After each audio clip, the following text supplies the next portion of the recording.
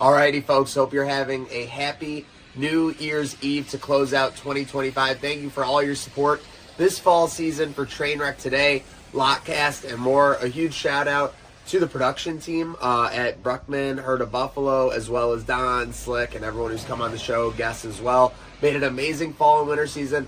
We're not stopping. We got many more conspiracy corners. We got many more FaceTimes, predictions with conviction. Even if Slick doesn't do the punishment, we're still bringing it to you in 2026. So let's have a great finish to the year, and it never stops. For what it's worth, I have so much confidence in this. Oh, no. I'm going on the money line, too. Somebody has to get the spread. He has to have a spread.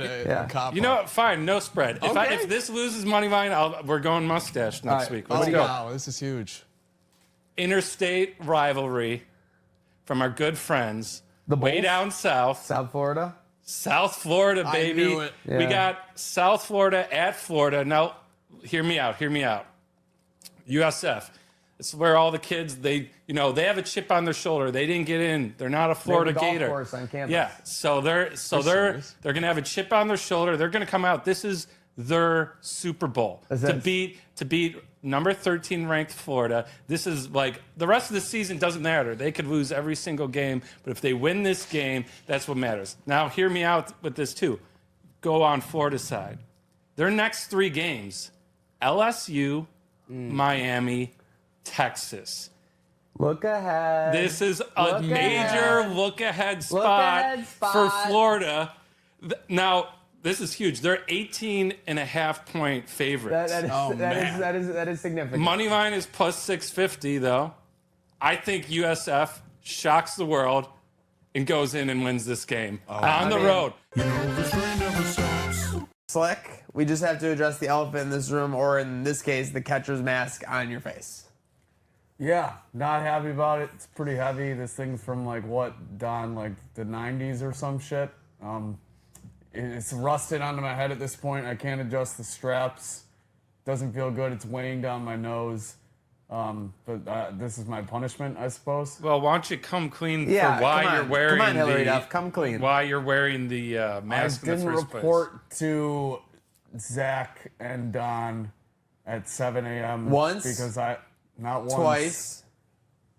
3 times. 3 times. 3 strikes. After my Michigan bet didn't hit on our Friday episode last week. So you're going to get a chance to redeem yourself Thursday, Friday, Saturday. You just got to be up on time for your punishment, and you're free to go. Or elsewise, the mask might have to come back next week. We're only going to give that to you for the first third of the show today. Give us a good strike call real quick. I don't Give us a good,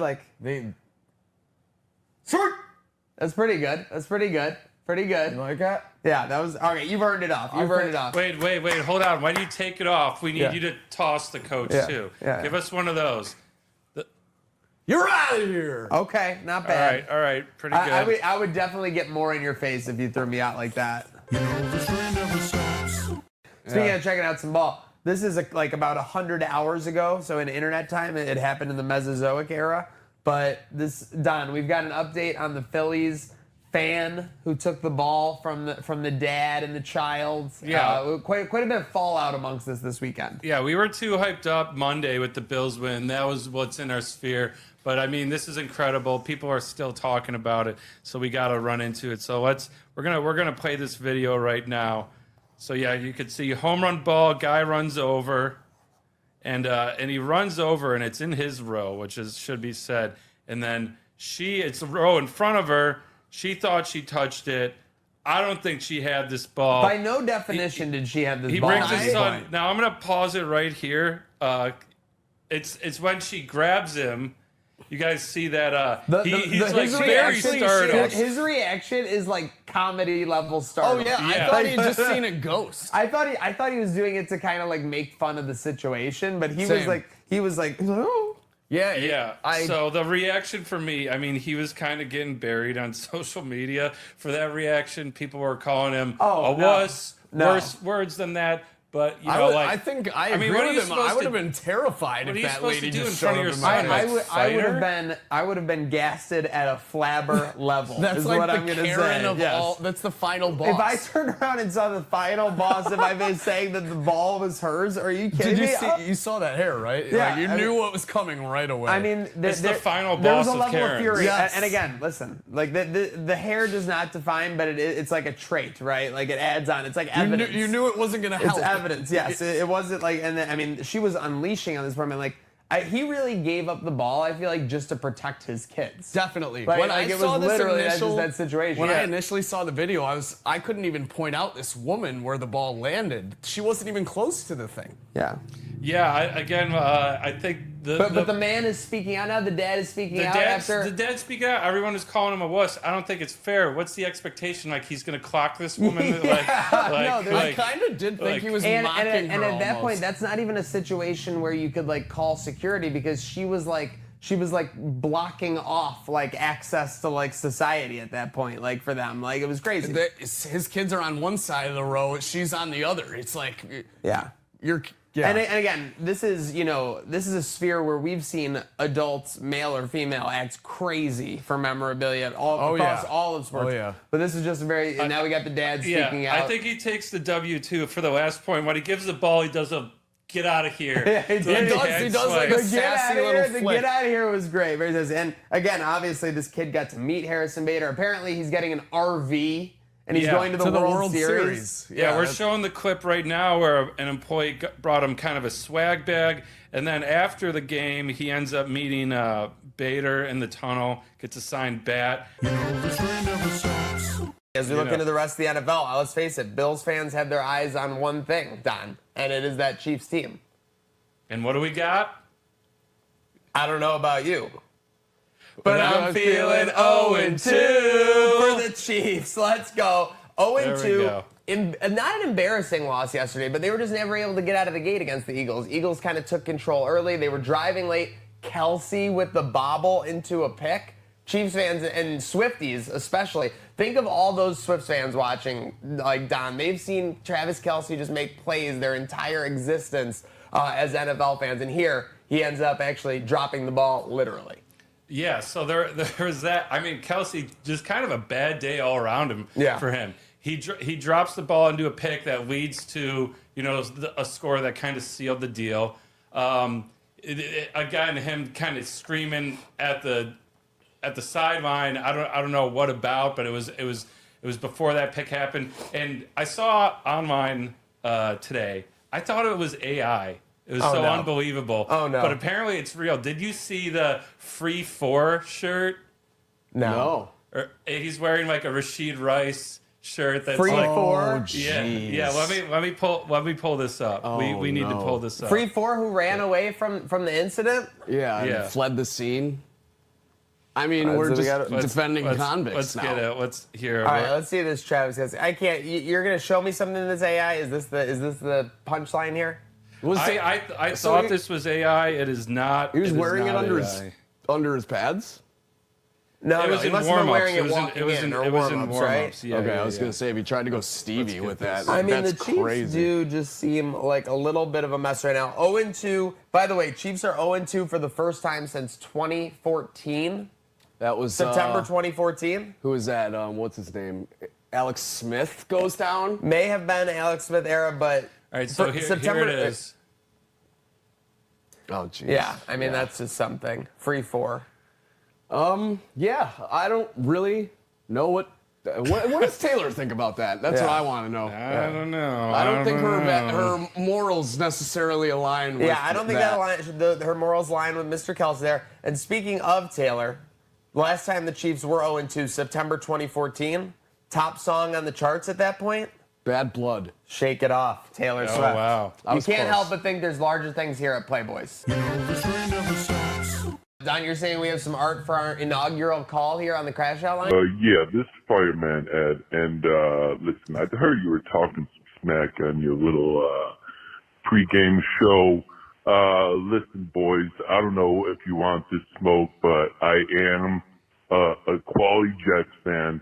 Bills still suck. They lost 4 Super Bowls, and yeah, keep my name out of your f***ing mouth. I'll come down to Buffalo myself, and I'll put your fire out, okay? Bring it on. And before I crash out about Fireman Ed coming after me directly, wouldn't he be coming north to Buffalo from New Jersey, New York City area? So now I'm concerned. I'm concerned we have someone pretending to be Fireman Ed, and they live north of the Western New York area. Gatesy. Yep. Sabres Twitter, which we love, has a tendency to be kind of curmudgeon-y, or kind of like, Yes. you know, like Yes. like day before the apocalypse-y, like, right? Like, Yeah. kind of like as a vibe. What No, like the have sky you? is falling. What's your thermometer on how they've reacted? Like from what you've seen, from the sabermetricses, from the you know the NT riders of the world. Yeah, well, just looking from the responses from, we live tweeted the press conferences today, there were a couple positive, comments from things that Adams and Ruff said, but that was just a drop in the barrel of everything else. Drop in the barrel. And most comments, which you can understand, are just frustrated and upset, which Sabres fans have the right to be after the past 14 years. But I think once we see games, and I think it's going to take, like Adam said, see fans see this team winning and see them winning in ways that seems sustainable, where they're not winning 7-6 on nights, but they have a lead and they keep it. They talked about playing much more mature this year. So I think if actions come of these words, I think we're going to see that negativity disappear rather quickly. How is Tom Brady still cheating at the NFL? Yeah, Don, can you break this Incredible. down? Because you told us before the show kind of the logistics. So first of all, I'm going to pull up the picture. But Tom Brady, he's in the coach's box, and as On an a headset. owner, Yes, on headset a on. headset. But it looks like he's looking at, what was it, the Texans? Yeah. Yeah, he's looking over at the Texans playbook, and it's really funny because he's standing up straight, but you see his eyes drifting sideways. He is this is the funniest thing. When I was watching this clip of him in the box, he's absolutely playing a game. Like he's not working, doing he is, like Don saying, he's playing the game of around him and taking in it's absolutely bonkers. And then Don, isn't the twist of it all? Don't the Raiders play the Texans next week? They do, yeah. Like that. So that's the thing. So yes. So that's it. So it's not like oh, it's just a random team and they don't play for 3 months. They literally play next week, and Tom Brady is looking at your playbook. Yeah, the fact that no one has realized This is prior insanity. to that Fourth down in happening. kitchen. What do you expect to happen in this situation? This is a guy that deflated balls. This is a guy And you trust him This is on a the guy who stole sideline against signals. your opponent. This is a guy who stole signals. Next week. This is a guy who deflated balls. This is a guy who broke cell phones. This is a guy who crypto scammed a bunch of people after he moved to Florida. I mean, bottom line, you just can't trust this guy. Listen, he might have 8 Super Bowl rings, 7 Super rings. I don't care. He's just a cheater. Do you think Stop the cheating. End the cheating. The immediate takeaway, all out, great show. Couple surprises that were really nice as we start to feel We got a couple drops. We got a couple drops here. coming down here. So we're going to need to monitor this very carefully. But as of right now, I think we're safe. Let's just play it by ear, though. It's getting sketchy out here as the drops start to come down. I do see very gray clouds over there, I will say. Oh, yeah. Oh, yeah. Oh, yeah. We might, Yep, we abort. We got to abort, All right, folks. all right, folks. It is starting to come Good down. day now. Have a good rest. But we are joined by a very, very, very special guest, Abigail Lee. Make some noise. Let's go. This is a jet-setting individual who we've managed to lock down in Hamburg for live show. This is a big hit. Abigail, how are we doing today? How are you feeling midweek? And we're almost through September here. Mercury, they're talking about, is in retrograde. I really don't know what that is. Yeah, the world just goes up in flames for a couple days. Really excited to be here. This is so fun.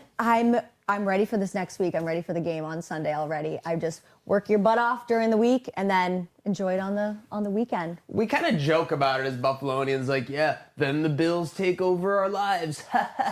But it really is the case, right? You get to the Monday and Tuesdays of it all slick, and it's get Sunday here already. Yeah, indeed. Speaking of working your butt off during the week, I mean, we've seen you last night. What? You were at the casino with Bill's wives and girlfriends. Tell us a little bit about what was going on there. Yeah, it was actually a super fun event. So they asked me a couple weeks ago to do like a pop-up sweatshirt bar for some of the wives and girlfriends, and so much fun. Brought a bunch of patches, got the names and numbers, put them on the back, pressed them right in front of the girls. They got to put the patches all over. It was great. It was so much fun. It was my first time getting asked to do an event like that, and I've never done a sweatshirt pop-up bar. Loved it. Girls loved it. Awesome. The girls are they're so great. I don't know how the other like wags are at the other teams. Bill's girls and wives, awesome. Just great. Yeah. It's kind of part of the culture, right? And obviously, speaking part of the culture, you know, when we first met Abigail, I was like, you know, one of the most impressive things about you, your brand to me, is that it's not like based in like, oh, you know, West, like 716, Buffalo. It's just bleached by Abigail when you started. Now it's by Abigail. Talk to me about that transformation, how crazy that's all been. Like Slick said, you're rubbing elbows with the wives and girlfriends. Yeah. So it was bleached by Abigail before. I was bleaching and tie-dyeing every single piece by hand. And then this last year, I was like, we got to make it bigger and better. Doing so many more things, no more bleach, no more tie-dye, just evolving. You know, that's what you got to do in today's day and age. And now that's what we are, by Abigail Lee. Trying to think of a name that was, you know, could be good for an NFL license one day. Hey, you know? let's face it, those partnerships are going out there, so no blame on you. All right, let's see who's on the line. Oh, look who it is. Recurring guest. I'm not happy, boys. Let's make it quick. Oh, geez. All right, no. Coach Lindy Ruff is here in the Trainwreck Today studio. I guess first things first, Coach, what happened to your fedora? Listen, fedora is when I have swagger, when I think this team is playing confidently. What you saw last night, nobody can have confidence in that. So, listen, I might look a little grizzled, but these players are about to get the bear in practice. Oh, my. Don, question for Coach. Seems to be a little grumpy. Yeah, Coach, I mean, you got outshot by, you know, I don't A million. know. By about $1 million last night. Yeah, we stopped counting. Yeah. How are we going to address that? Is it in practice? Is it just effort? What do we think about that? Well, listen, these guys got to do a better job skating hard. They got to do a better job getting pucks down low. It starts with the process of getting the pucks deep. Deeper you can have the puck on the other side, and the offensive side of the ice, farther you are from getting shots on your net. So it's all part of the process. The part of the process that I'm upset with is I was holding a press conference this morning, and all of a sudden the Buffalo Bills go live with Sean McDermott. I mean, talk about, you know, cutting into your own ratings. Can't we stagger that a little bit? I had a couple of messages I wanted to get out to the public. All of a sudden, you know, old wrestling Sean's over there live from One Bills Drive talking about some exciting stuff. So I wasn't too happy about that part of the process, but I think we're going to be happy about our process come October 9th. Well, you know, Coach, even when you weren't in Buffalo, you talked about how much you love the Bills. So be honest, were you so upset, not because it was stealing your limelight, but you wanted to be watching? Exactly. Listen, it was twofold. I want to hear what Sean has to say. I want to hear how many times he talks about clapping. I want to hear how he wants to talk about community process. I need to soak that up. Because like you said, listen, we got outshot by $1 million last night, but I'm a guy who's used to when we get outshot by $1 million, we still find a way to dominate on the scoreboard and win. So I don't know whether it's, you know, this new moxie of this team or the people in between the pipes, but we got to figure out a way to start getting it done for the fans. How much does preseason actually mean to you, Coach? Oh, it means everything, especially when you haven't proven anything like these guys have. So I've proven that I can win. These guys need to prove that they can be up to snuff and kind of match my intensity. Fair enough. You mentioned... Sorry, go ahead, Don. I just want to put, Coach, it's just preseason. Yeah, seriously. It's just preseason. I think you need to relax. I mean... Well, when you play like we have, you need to take advantage of any season you can get. Speaking of taking advantage of any season you can get, this past golf season... Yeah, my game was shit. I know you frequent the Buffalo courses. You're a member of one of the local country clubs. How was your golf season? What's your handicap looking like these days? Yeah, I'm a big Bob O'Links guy. A lot of people don't know that. I like to get out there at 6:22 a.m. every day. 22, you know, for my playing days. Yeah, I like to see if I can shoot 22 or below on that front nine. So, you know, par 3, see if I can stay under the 27. If you can get a 22, let's go. That's what Lindy's all about, baby. Let's go. We're rolling the dice this year. I think Coach is so hot, somebody better check his wallet next time he's going to the golf. Yeah, he's don't need to check my wallet, boys. It's straight cash, homie. All right, Lindy Ruff out, back to practice, back to Thanks practice. Coach. Thank you, Coach. Yeah, I appreciate it. That was great. All right, who else we got on the line here? Oh, the Cookie Monster himself. There he is. There he is. There he is. There he is. How we feeling, Keon? What up, boys? Feeling great. Looking to improve. One day closer to game day. I'm ready. Keon, people are saying you can't get separation from DBs, but Bills fans were concerned about your separation from Hard Knocks. Were you upset to be kind of left off the docket there? Nah, there's no separation to be concerned about. You know, everyone making a big deal last year. My yellow coat, my cookies. I'm just here to play football. I told Hard Knocks as soon as they got to St. John Fisher to fuck right off. I don't want nothing to do with them. I'm just focused on getting better. I'm just focused on getting better at football, improving my separation on the field, and seeing what I can do to help this team win. All right, Keon, we like that. We like that. Now, you know, first week, monster game. Last 2 weeks, you know, not much. But, you know, not much from your QB either. Are you feeling like he's hurting your fantasy stock a little bit? There's some unhappy owners out there with you, too. Nah, Josh ain't even my fantasy QB.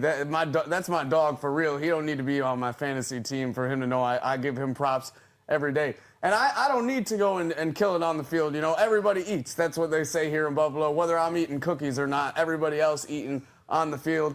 And Josh don't gotta do everything to win games. He spreads the love. He does what he has to do to win football games.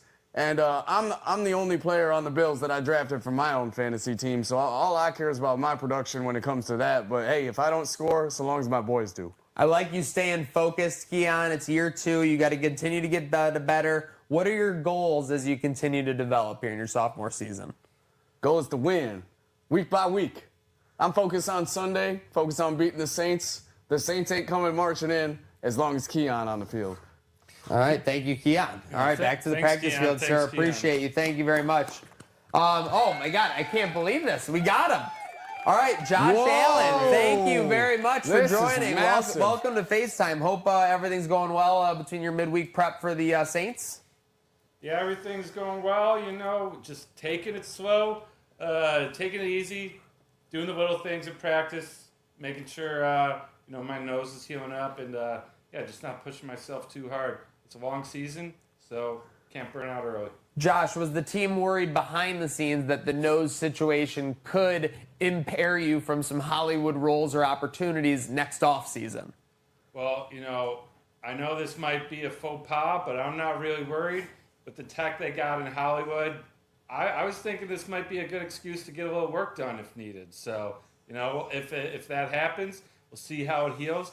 But, you know, we got some friends that have some great people that can help with a new nose if I need it. Yeah, Josh, speaking of Hollywood, obviously you wore the visor last week. Hope that was all well and good. Could that maybe inspire a look on the red carpet with Haley in the future? Maybe a golf visor as part of the outfit? Oh, man, I know the fans love that visor. I wore it in college. I hate that thing. I'm trying to talk as much smack as possible, and it's just echoing back at me. They hear it muffled. I need these opponents to hear the crap I got to talk after I run right through them. So get rid of that visor. I'm wearing that golf visor wherever I want. You know, the swing's improving, so I'm proud. I just need a sponsor. Speaking of sponsors, are your fantasy owners, they might be looking for some sponsorship because they're not feeling it from your points production these last couple weeks. What would you say to them? The team's 3-0, but their fantasy team might not be. You know, I feel that. My goal is to win every game. We've been doing that. But I get it. You know, fantasy, we got some disgruntled owners. I'm sure I was first pick for a lot of guys. All I'm going to say is I'm coming. I'm coming. I am coming. Enough said, That's a Joshua. mic Enough drop. said, Joshua. Yeah, that's a mic Patrick, drop. thank you All for right, joining thanks us. for Thank you for joining, the man. time there.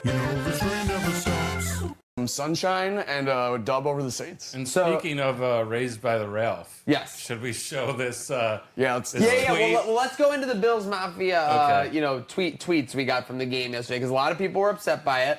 Don, I'd say save that one for last if we can. Yeah, Slick is never upset about Tom Brady cheating. We know that for I'm a about to fact. throw this into the back room if you Why'd know you what throw I it mean. to me? I threw it to you 18 minutes ago. Yeah, well, All right, I wasn't even looking. Is this coming up on the screen? Yeah, which tweet we want Let's to look start at with? the Hit you with negative that. Bills ones first, because there were a Okay. lot of people who were frustrated during the Start game. with a lot of things start were with said. this one. Football friends, is Joe Brady bad because he sees bad? I get it. Like, I mean, and this is Anthony. You know, What he's is he talking asking, about? But he's asking. You know, he's saying football friends. He's reaching out for intel. I mean, I don't know. I think that Josh Allen just gets really put on a pedestal to where it gets forgotten that it's like not easy to just score 30 points every game. I want to give it to this guy But we real did quick. score 30 points this game. Yeah, we did. I'm saying we did. Oh yeah. Oh, yeah. That's not easy. So right? Italian Christmas, Darlene. Right. I appreciate your inquiry, and I appreciate the fact that you have a palm tree in the username. That's pretty cool. Joe Brady brought the palm trees to Buffalo, though. Thank you very much. So put some respect on Joe Brady's name. I get so fired up every Victory Monday when I see Coach Joe tweet the 1-0. Yeah, that's all that Coach Joe cares about. It seems like all you care about is defending this coaching staff. So, Don, I don't think he's going to be happy with some of these next tweets. No. So we got this one too. Now, this is our guy Rico. Love Rico over Yeah. at Buff Fanatics. He was at game day for the Miami Rico game. BF, shout Bills out. did have 10 days. This was kind of what irked people the most. Extended prep before the game, and the Saints just got blown out by the Seahawks. They allowed 38.5 against Seattle. So that's why, I mean, like, I think this is fair to say the performance yesterday was underwhelming, but I think that's just the new reality where the Bills can find a way to win by 12 points, and it can be underwhelming. Is that fair? It's absolutely fair. And is it fair not to say that the Saints probably played a better game than they did against Seattle? You can't just go from getting shut out. Yeah, they were practicing all week with a purpose. Yeah, exactly. You can't go from getting shut out to then not wanting to have some motivation going into the next one, especially against the Super Bowl favorites. So, yeah, was it underwhelming? For sure. But the Saints went in there trying to prove something. You don't just get shut out and then go and, like, take a beating the next week if voluntarily. Yeah, I think sometimes people think, like, you know, you get blown out one game that team's going to go and lie down. Yeah, lie that down and die they're the next grown week. professionals. Like, it's just not going to happen. But to his credit, yeah, if you look at the score sheet, you see we won by 12. You're like, oh, you know, they almost covered the spread. Might have been a backdoor. But if you watch the game, it was never that close. It was no 0.0% chance of covering. Yeah. Yeah. And well, I mean, even into the fourth quarter, it was like we said, some key plays made by Josh go the other way and Roughing the punter. The roughing the punter. Oh, that was huge. Again, Also, is his leg broken? No, he said he was fine after the game. No, he walked off. But someone who wasn't fine with this performance today was Rockpile Report. Our friends over there were throwing a fit. Here's a hot take. The Bills might just have the worst coaching staff in totality in the AFC East, Slick. Yeah, I'm not really sure. The Tennessee Titans exist. The Jacksonville. Yes. Well, they're saying No. I was going to say, no. They're saying AFC East. Yeah, AFC East. So I was going to say the New Jersey Jets also exist. Yes. So this tweet seems very reachy. I did miss the AFC. I did miss the AFC East part. I feel like they're we're reaching. saying right now McDaniel is a better staff. If Rockpile sees this, I want to know: is this rage bait? Is this genuinely No. rage bait? This is how they felt for sure. Here's what it is. Looking at the time, I think, and we've preached it before. Oh, yeah, game Don't was crash not out over. online. Crash out on our line. Emotions run high during the game. Sometimes we get a little reactive, but yeah, you don't always want to jump to these very large, dramatic conclusions. But you can on our line and remain anonymous. So 716-226-6263. You know that, folks. All right, but a lot of banging tweets here. But let's get to a tweet that was about banging. Yeah, was it ever? So we censored it. As We you can censored it see, 'cause- folks. By the way, this is a debate in the pre-show. How much on this we should censor, and I think that's a fair discussion because it's like it's out there in the public forum. Yeah. I just don't want to be like, you know, go look at this account. Like, if you want to go search it out, you want to go find a tweet, that's fine. But someone tweeting about banging the Ralph is pretty funny. I will say, if you're Bills Mafia and frequently on Twitter, X, you could probably take a pretty good guess at who tweeted this. Name is blurred out. The first word is blurred out as well. Basically implies that intercourse was had in the Ralph yesterday Full 60 minutes. before it gets demolished forever. Yeah. Check mark. How believable is this, Don? You said you called this a bluff. I'm a skeptic. I'm a skeptic of this. I think this is OnlyFans bait, judging by the profile picture and everything. I think this is engagement bait. But, you know, I'd like to think it's true if you're into that and you have some voyeuristic tendencies, you know, and you get off on potentially being caught and kicked out of the stadium and all that. When the moment strikes, go for it. I am going to say, though, if it is bait, These numbers are underwhelming on this tweet. I agree. 195, 35 comments, and I'm all the okay with 35. it. I'm okay with it. 16,000 views Niche isn't bad. audience. And the 35 comments are not from winners of the Bills Mafia community. I mean, I like it. I like it. Listen, 16,000 views. I like feedback one way or the other. 16,000 is pretty good. I will say, too, I feel like the only place feasible to pull that off. If someone told you had to bang in the stadium next game, where would you go? I need a suite ticket because, like, they got the private bathrooms. The men's bathroom. The bathroom at the tends Ralph, to be, it's not a spot you want to not bang. anything good. So I can't imagine it happening there. Like you see it. It's just having any bare skin out in the bathroom at a Ralph. even within the 5 feet of the bucket. Yeah. And then the ladies' bathroom. I can't imagine they would appreciate some dude just waltzing up into theirs to use the handicap stall real quick. I'm going to take a bold prediction or assessment of how I think this happened because we've seen videos like this before at baseball. Oh, are you going like under the?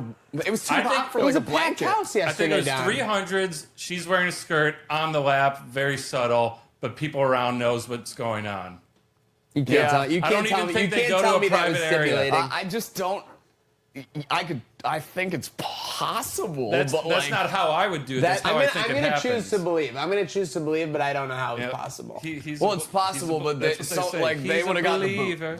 Yeah. Someone would have stopped that. All right. This weekend was a movie. Oh man, it was absolute domination over at the Wings meeting place. Yeah, players showing up, Hall of Famers, fans out in the parking lot tailgating since Friday night. Undefeated at the tailgate, undefeated with TSC Buffalo and their awesome memorabilia signings. Saturday we had Fred Jackson, Andre Reed, Thurman Thomas. Who are you better friends with now? Terrell Bernard Oh gosh, put me on the hot seat. or Paul the agent? Oof. I gotta go with my boy TB. Me and Paul only just met. Paul, I Paul love did you. roll through and he game day. did come through the game day tailgate. So shout out the agent Paul, doing great things, managing Keon Coleman and Tyrell Shavers, letting the people know which jersey to buy before he even changed the number. That's an agent of the people for sure. Yeah, Friday was it was like a club in there. Yeah. Oh, by the way, Things Agent got- Paul probably has a history of DJing in some capacity, I reckon. Yeah, he pulled up. Keon got up to sign. And he's like, "This is his playlist," and we started playing. Keon was bopping. His whole team was grooving. Got a little too rowdy because we show up Saturday and they took the aux from us. So they took control what's of up the with tunes. that? I got banned. It might have gotten a little too loud in there. I don't know. What police officer song did he play for the security guards? What Get Back did it? by Ludacris? Get Back. Yeah. Okay, He that was very requested funny. that. It Yeah. was very funny. They were all laughing. I mean, that was not what I had coming out of that guy for a request, but I'll take it. It was No, it was awesome. a great time with TSC. A lot of happy fans. Jim Kelly, Andre Reed, Thurman Thomas, Greg Rousseau, Khalil Shakir, Keon Coleman. It just sucks. It ended with a loss. The weekend was a movie with a terrible ending.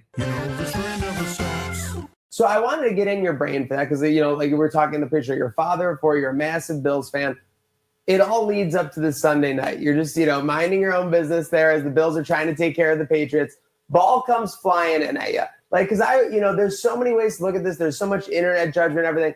I want to know, like, what was your 10 seconds leading up to that and your 5 seconds as it happened? What was going through your brain as that all kind of transpired? So 10 seconds leading up to that was, all right, here comes Allen. He's rolling out to his right again. And in the past, players have caught in touchdown passes right, in that corner. We're in section 106, row 1, and it's just an attractive corner for some reason as far as attention goes, player attention. And I'm like, okay, here he comes. And typically the other fans in that section know to kind of get ready in case there's any action. And so, he comes rolling out to the right and then just fires that bullet. And meanwhile, I've got, some cowbells in my hand because when the defense is working, we try to be as loud as possible. Okay, you're a cowbell guy. Huh? That's how you're making your extra noise? Yeah. Okay, I'm a helmet on the seat Gotcha. guy, I like from respect extra that. noise. You got to More respect cowbell. going out of the way More. to get some extra noise in Yeah, there. Though. listen, he's doing everything Yeah. he can, BK, to make some extra noise, be that much more of a Have to. 12th man. You have to. And so it's flying at my face, and obviously I make the catch, and with the cowbell in my hand and the towel in my other hand, And 5 seconds after the catch it's just kind of automatically ingrained in my head that if I ever have an opportunity to get my hands on another game ball, it's peace, see you later. You know, my wife and I had this agreement for years now that if we ever do, you know, I'll meet you at the car because I'm out of here. I've had to give them back in the past and not ever. So that you've gotten your hands on some game balls. Yes, before. sir. Yes, sir. And we were told that, you know, we'll swap it out for you, or we need it back, we'll give you another one. None of which in those instances came to fruition. So, you know, like I said, immediately my first thought was, I gotta, you know, I'm going to the car. And I said to my wife, who was standing next to me. So is this the Tara, whisper part here? Well, she honestly, I'm going to tell you, it's like, I don't know. I don't recall if she even said anything to me at that point. I know I said to her, I'll meet you at the car. And big shout out to my wife. I was going to say, shout out, Mrs. Kemp. Yes. Shout out to 4 kids. We got a family behind this celebration. Sure. We got, I'm not calling him a Peter Griffin, but he's a family guy. Not only your wife, too, your unofficial agent this week. Unofficial, yes. No social media, this guy. The wife's been doing the rounds for him. I love that. Okay, so we're getting you're right next to your wife, whatever. Okay, so take me from there. Yeah, so I said, I'll meet you at the car. You know, I got the ball, had the ball. You tucked and run. Had to contain it, you know, because I had the cowbells 2 in one hand and then the towel the other. Contained it, and I didn't put it up my shirt at that point up the stairs. I just kind of had it in my left hand in front of me. Made my way up the stairs and was, you know, thinking I got to get out of here, you know, before they try to take this ball away. Yeah, no, absolutely. I mean, I think the thing that everyone was impressed with, I'm not saying the whole way up, that initial burst up. You were chugging. And that's an interesting note. You had the cowbell and the towel. So you didn't get to get pumping with the arms or anything. You were kind of doing more of like a little bit of this, right? Correct. So that was all leg select. This guy was just powering up those steps. Yeah, 2 hands on ball, cowbell, and towel, power run offense up those stairs. Did I hear you correctly so you've gotten a ball before and they said, give it back and we'll give you another one, and then they just stiffed you and gave you nothing? Yes, sir. That's wild. So that's happened like how many times? That's wild. So that's happened once before. And who was it with, Alan?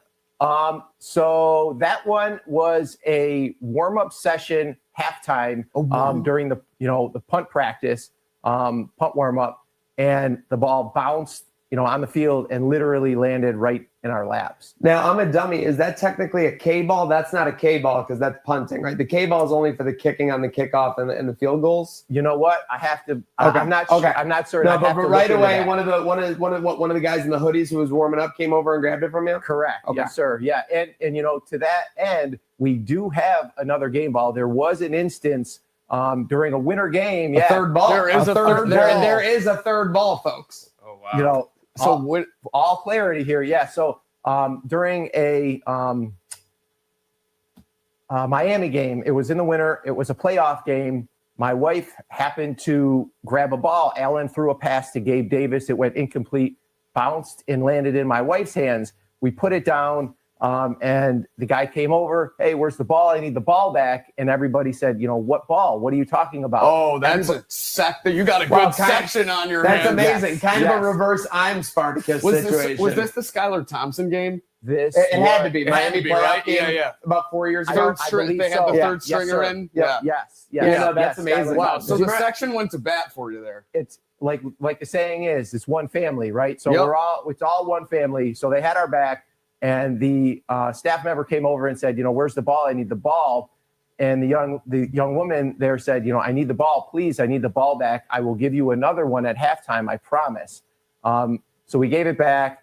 She did stick true to her word. We had that ball. So sticking true to your word. Let's go. Big up. Clap it up for it. Not recognized enough in this day and age. For sure. So that was instance number 1. So my thought process was, okay, let's trust them, right? Yeah. We were followed so through. Then you got bit the second time. Yes, okay. sir. All right. So now we're at the third time. You're running up. Now, this is the funny thing. First off, amazing burst at the beginning of the stairs. Then there's kind of that funny moment at the top with that security guard at the top where they kind of look at you, and you can even see on the video, like they're like, "Wait, like what's this bloke doing?" Going by? And then they're like, I'll focus on the game amidst all of the Tirico madness. So what was going on there at the top of the steps? At the top of the steps, in my mind, was just like, all right, how do I conceal this ball? What do I do with this ball so I don't draw more attention to me? Not even Perfect the thought. slightest Really inkling good that thought. the camera has been on me, and Mike Tirico was, announcing me all the way up the stairs. Oh, brother, you were on national TV. Yes, sir. Yeah. I learned that after the fact. Yeah. And so I tucked it under the shirt, did the old shirt tuck, and I looked like a pregnant man, or that I ate too many brats. It's okay. Oh, No problem at a tailgate. It happens to the best of us. And I'm not hating. I respect everybody. And so it was just really, not inconspicuous. So I popped it out from under the shirt. I had my towel with me, like I said. I had the cowbells in my right hand, draped it in my left hand, the towel over top, did the old James Cook hold, cowbells in the right. And as I was walking and kind of jogging, the cowbells were jingling, which would draw the attention from any passersby. Damn it. The cowbell came back to bite him. Well, wait, no, it's a good thing. So the cowbells drew the attention. They looked at the cowbells and paid no mind to what was under the towel in my left hand. So made my way through the concourse. A little Trojan horse action. Yeah. You got it. Got up, headed towards the gate to try to decide, really make the final decision. Do I head back or do I leave with this ball? So, Okay, so then. So clearly, it looks like LeBron didn't have the only important decision of the week, Slack. Brian, what do we got? So I was, contemplating, what do I do with this ball? Obviously, they wanted it back from the other past instances that I had a ball in my hands. And I did make a promise to myself and to my wife and to my buddy at that point. Family guy. Yeah, at that point that he had the next ball. The next ball that I got is going to him. And so I'm a guy that sticks true to my word, but at the same sense, I'm a father. I try to live my life morally. I don't want to do anything, negative to impact them or impact my family or myself for that matter. You want to set the best example for the younger generation. And so I'm like, geez, I was really torn. Do I stash this, right? Do I take it back? And what at do this I point, do? like if I was you, like 'cause now I want to put myself in your Of shoes. course, Like I'm a naturally. season ticket holder. Like you have seasons, you go to a lot of the games. Sorry for something, but it's like, could they ban my season tickets? Like, could they ban me from coming back to an NFL game, or especially one at in Orchard Park, where you would never want that. So I think, Especially on the brink of a lot the of new people's heads, they're stadium, like, too. you've got the ball and you're in the clear. You were in the clear. You yeah. had no cops behind you. The getaway was done, right?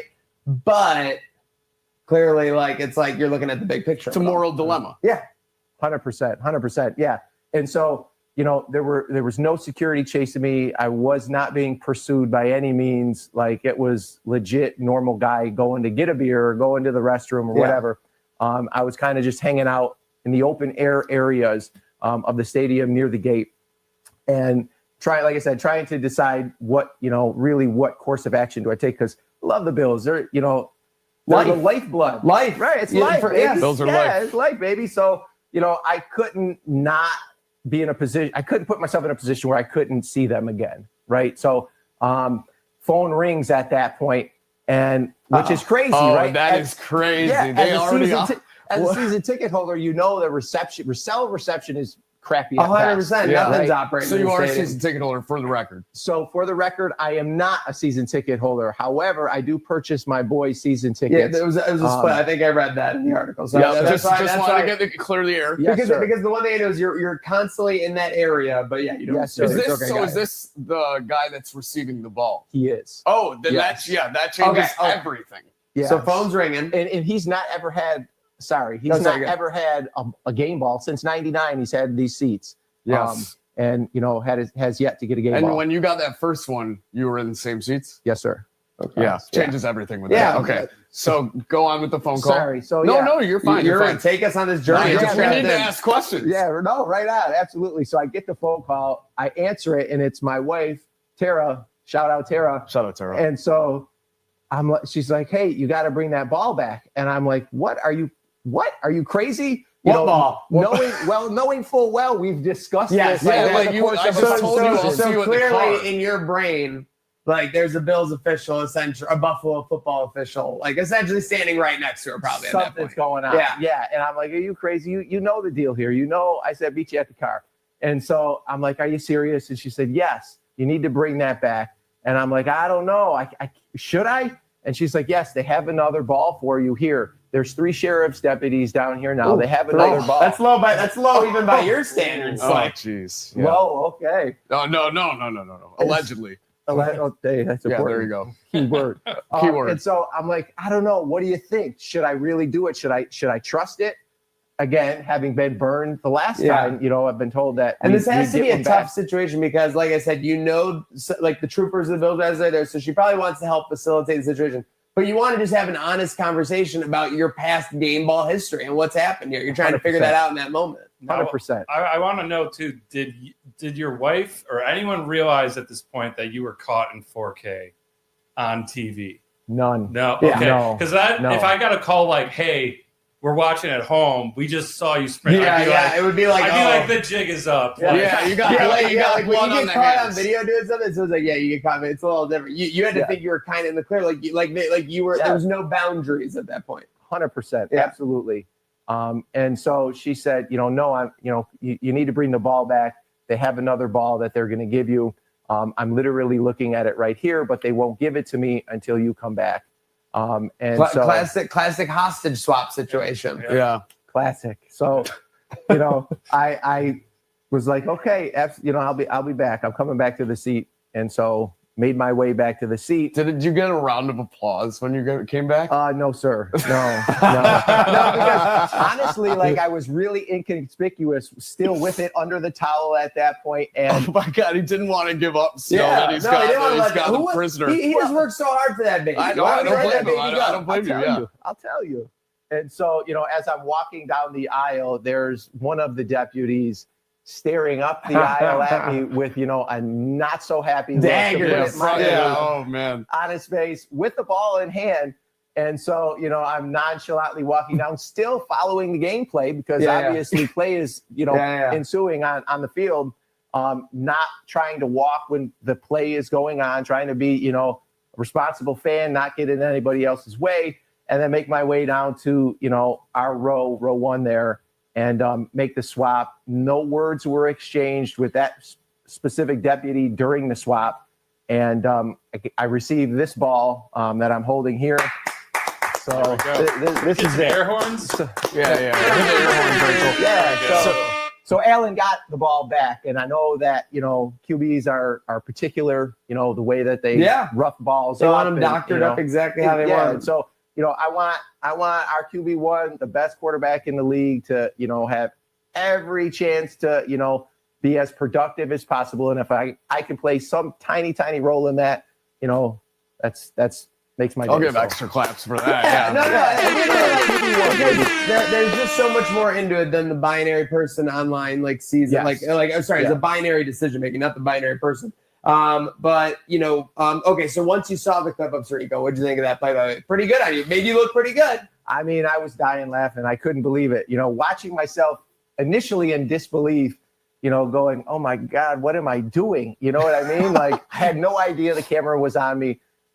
Just, that initial thought of, I got to get out. Got to get out of here. I mean, it was great technique. I saw it was the double step method. The double step was insane. You could have so easily not gotten it, and not a full out slip, but everyone's half stuttered when you do the double step. I was like, oh my God, this guy I know me after a tailgate, I'm not running anywhere except the bathroom. The way I partake. So absolutely. Well, in that particular tailgate, I didn't go as hard as I had the previous game, the previous home game. So just one beer at the game, so I had all my faculties and was able to juke and jive and kind of keep it concealed going up. And what I kind of thought was, you can't even really, couldn't see the ball in that shot with Tirico, announcing me going up the stairs. You couldn't even see that I actually had the ball at that point still.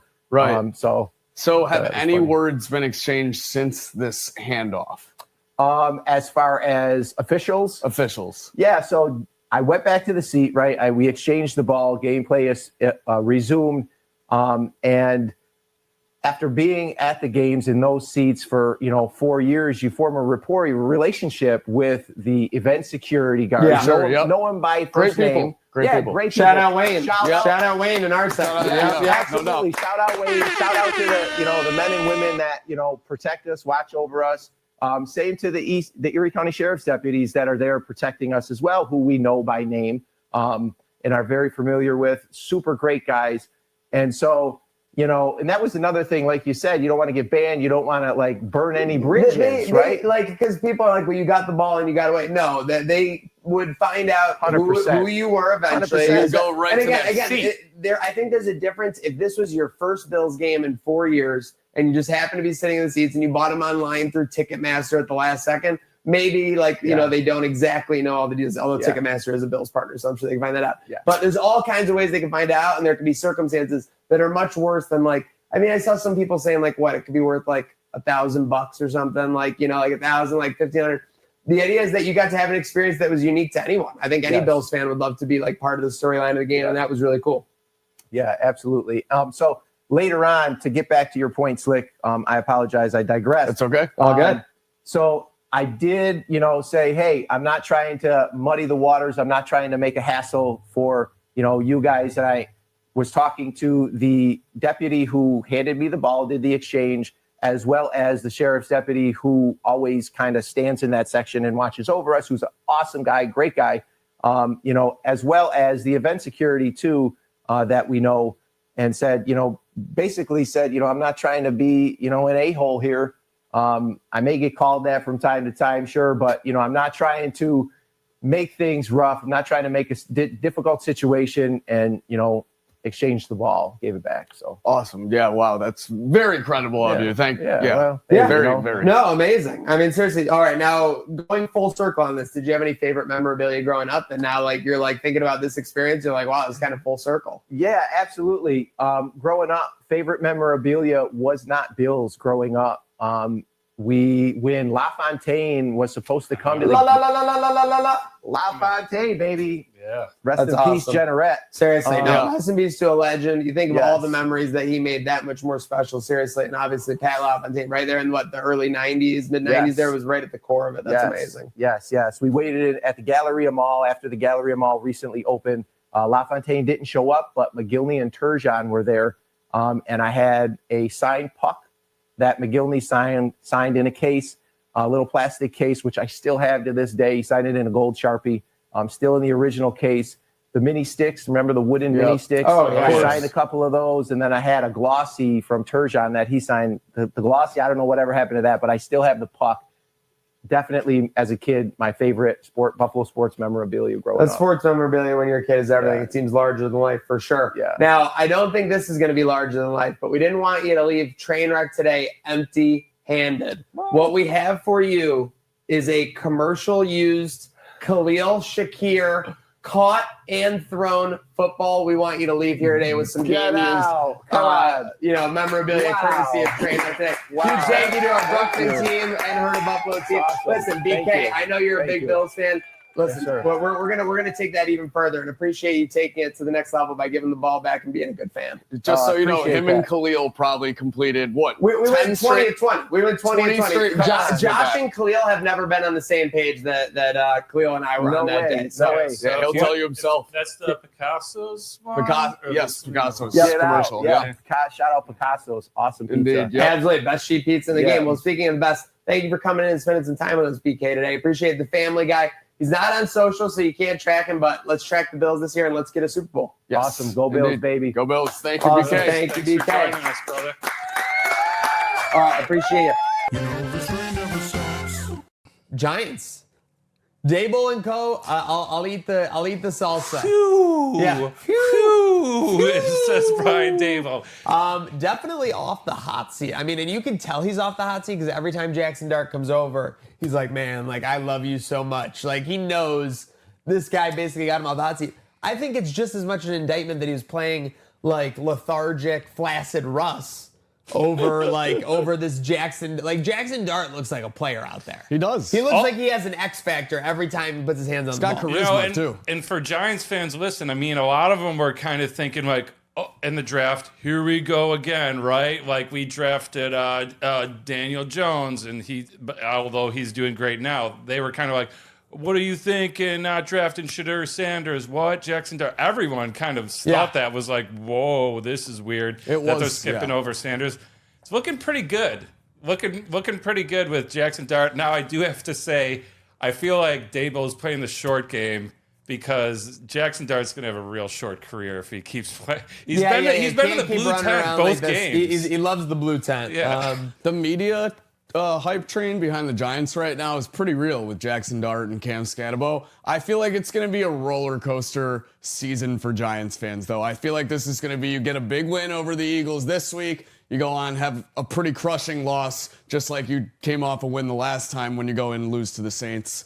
I think it's going to be a whirlwind for the Giants fans. Saquon Barkley, 0 3-touchdown games as a New York Giant. Cam Scatabo. 1-5. He got me 31 fantasy points last night. Scatabo is just like literally like you want that guy to be good at football so bad. Even if you're not a fan of the Giants, like just his mannerisms. Am I wrong? His one teammate literally was quoted saying he's literally an idiot. Like that's what he said about Cam Scatabo. Yeah, and his mom put out a quote where apparently as a kid, he would put on his brother's shoulder pads and just run into light poles.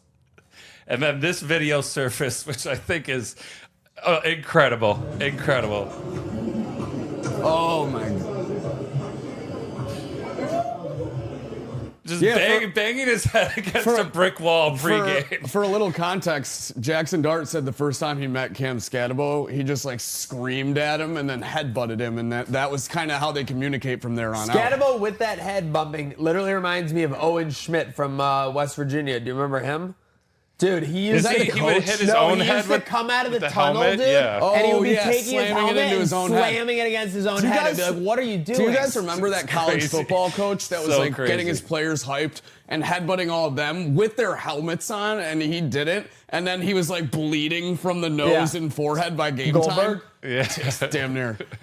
It kind of looked like him too. Yeah, that was what happened. That was what happened. Like I forget what Goldberg match was. I think they were saying it was Undertaker, or his head against the wall, like he was pumping himself up. Next thing you know, he's out there concussed. Yeah. Bill, you're up. Yeah. Welcome in, you beautiful people. We are live here at Pearl Street Grill, ready to rock. I got Slick on my left. I got Dreamboat Don on my right, and we have two massive games ahead of us on this Monday. Shout out to wherever you are, whether you're in your car, at home, or ready on your way to Pearl Street for these big matchups. We have the Sabres underway in just over 80 minutes. We got the Bills just about 8 hours away, boys. I was at the kiosk on Saturday, and I looked over next to me on College Football Saturday, and this one guy had 14 items, or 14 items for a plus 510. Oh, he had so much chalk money. There's no way it hit. There's no way it hit. That money's gone for sure. I can't believe I'm allowed to say this.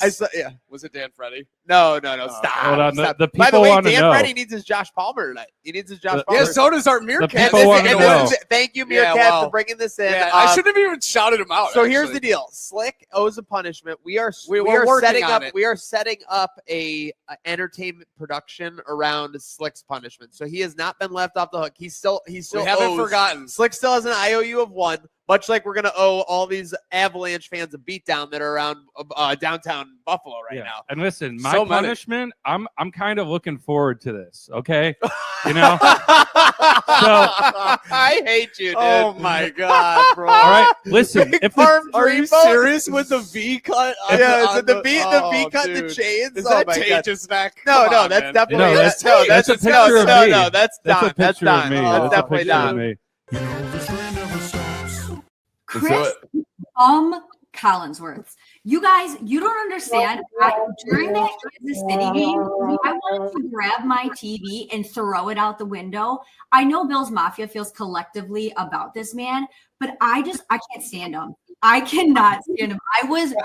Collinsworth really loves like edging to the Chiefs. It's like his favorite Well, thing. it's like I'm pretty sure. we just saw Baker Mayfield do that incredible run, and he scrambles for like 7 yards and like slides, and he's like, "Who else in the league can do this?" It's nothing greater than when the Saw twist music comes on. Yeah. Speaking of the franchises. All right, speaking of play music, thank you to our conductor, Abigail. Look for another food challenge. Yeah. Let me give you a lot of credit. You did complete the stage part. Yeah. Shout out me. I'm gonna put myself up there right now. Yeah, look at that. One day you're gonna learn how to use tanning spray, but besides that, we're proud of you. Yeah, and also I do want this wasn't included in the video, but I want to come clean about two things. Real quick. Oh no. First of all, made a terrible mistake. Slick was next to me, knew this. I forgot napkins. So I ate 3/4 of this without any napkins, just wiping my hands all over my. When we went at sweatshirt. the intermission, I ran to get Don napkins because his hand surfaces after 3/4 that parm was absolutely insane, glossy. Dude, I had a bite myself, and just after grabbing it once. Wait, what? You did, yeah. Hold on. Yeah. Hold on. Yeah. This was not disclosed that was earlier. allowed. You knew said about that was this. allowed. You knew about that this. was allowed. Throwing the red challenge. You knew flag. about this. We told you when we came to your seats, and it was allowed. We were both allowed to try Yeah, the I parm. offered you. I Clearly, said didn't you read want to the help the fine boy print, out, buddy. Yeah. I just But, want to taste. Get ready to learn punishment, pal. even more embarrassing. This I really got to come clean on. Oh no. The last quarter fell on the ground. I Again. ate key bake center ground sub. It touched the ground. And Touch the ground. good thing for Now this did Lauren happen. to The get- recovery effort It was great, though. the recovery it was easily within 2 to 3 seconds. yes. But my thing was that I was saying we should just go to the booth and say someone knocked into him. Can we get a replacement quarter? Yeah. Like you're Yeah. a food guy, you're a vendor. And I was I think we at the can make- stadium that would have played. We can make that. We I were was- debating going at the first period break and asking them, we just dropped 52 bones. The least you can do is heat the second half of this parm up because it's cold at this point. So I was embarrassed of doing that. Might have been the gummy hitting then. But yeah, I was a little embarrassed to That gummy made you a dummy. Gotcha. to go up Gummy there and gotcha. ask for the fourth quarter. So I said, what is more embarrassing, eating one off the ground and no one knowing? And I did, and my guilt has been tearing me up ever since that video came out. So I have to say, I ate a sub off the ground. Oh, well, I'm fine. I'm still alive. It's all good. All I have to say is that Ravens fans must be sick watching Oh, Joe my Flacco goodness. go on this AFC North tour. If Oh, I know. I don't care what happens, but if in 6 to 8 years, if I had to watch Josh Allen with the Jets, Yeah, oh, wow. yeah, it puts it in Makes a me little sick. perspective, right? Yeah. And not only that, too, I've been saying this. Joe Flacco, there's a thing with him where he just comes into a new team mid-season. Glue guy, And just big time starts glue guy. lighting it up. And most of them have been AFC North. So, yeah, it must be terrible for Ravens fans. Here we have a guy throwing first pitches in the dirt, like clear as day. And yes, Malik Beasley missing wide open layups, hustling back on defense when his team's down 11. Like, those are the equivalent right now, baseball. Yeah, and but hey, basketball it just goes gambling to show investigations. if you're a star like Otani, it's all good. It is all It's good. all If you're, good. if you're a star, Just blame it on your translator. if you're a top 2% athlete in your sport, you could have a problem gambling, and nobody cares. Yeah. Michael Jordan syndrome, for sure. Just folks, if you can learn one thing for this, make sure you have your fall guy in line. Yeah. You got to have a fall guy. Hey, Also, like, you shout know- out to this guy right here, For the maintaining body his composure. language. This man, look at, first off, great hair. Can we give credit where it's due? Yeah. Outstanding hair on this man, and outstanding body body, language. language. Let's see what he. Oh, and we're lucky Oh enough to my get God. this guy on. I was thinking, We oh, there he is. summoned him. Chapel Bill, thanks for joining us. Busy week. I'm Who sure let there's a this lot guy in going the on. How's studio? everything going, sir? Been better. Is having one of us wear the Kim K underwear on our flight down to Carolina. Yeah, for Down to anyone Charlotte. that doesn't know, it's basically a G-string with a bush in the front. Yes. We got a pick. I'm That's And my you bush. got to wear that over the pants, presumably. here we go. What, under the pants? I know you would like that. No, we're doing over the pants for sure. I think we got to go with the. I like the red curlies. What the The red curlies. What yeah. the lower right? What is that? The Chapel Rowan edition? Yeah. Okay, Yeah. no, what do you mean? That's the exact hair. Okay, if someone put that you'll have $1 million whether you're right or wrong, would you say yes or no that Mike McDaniel has ever done a psychedelic while involved in football activities for the Miami Dolphins in an official capacity?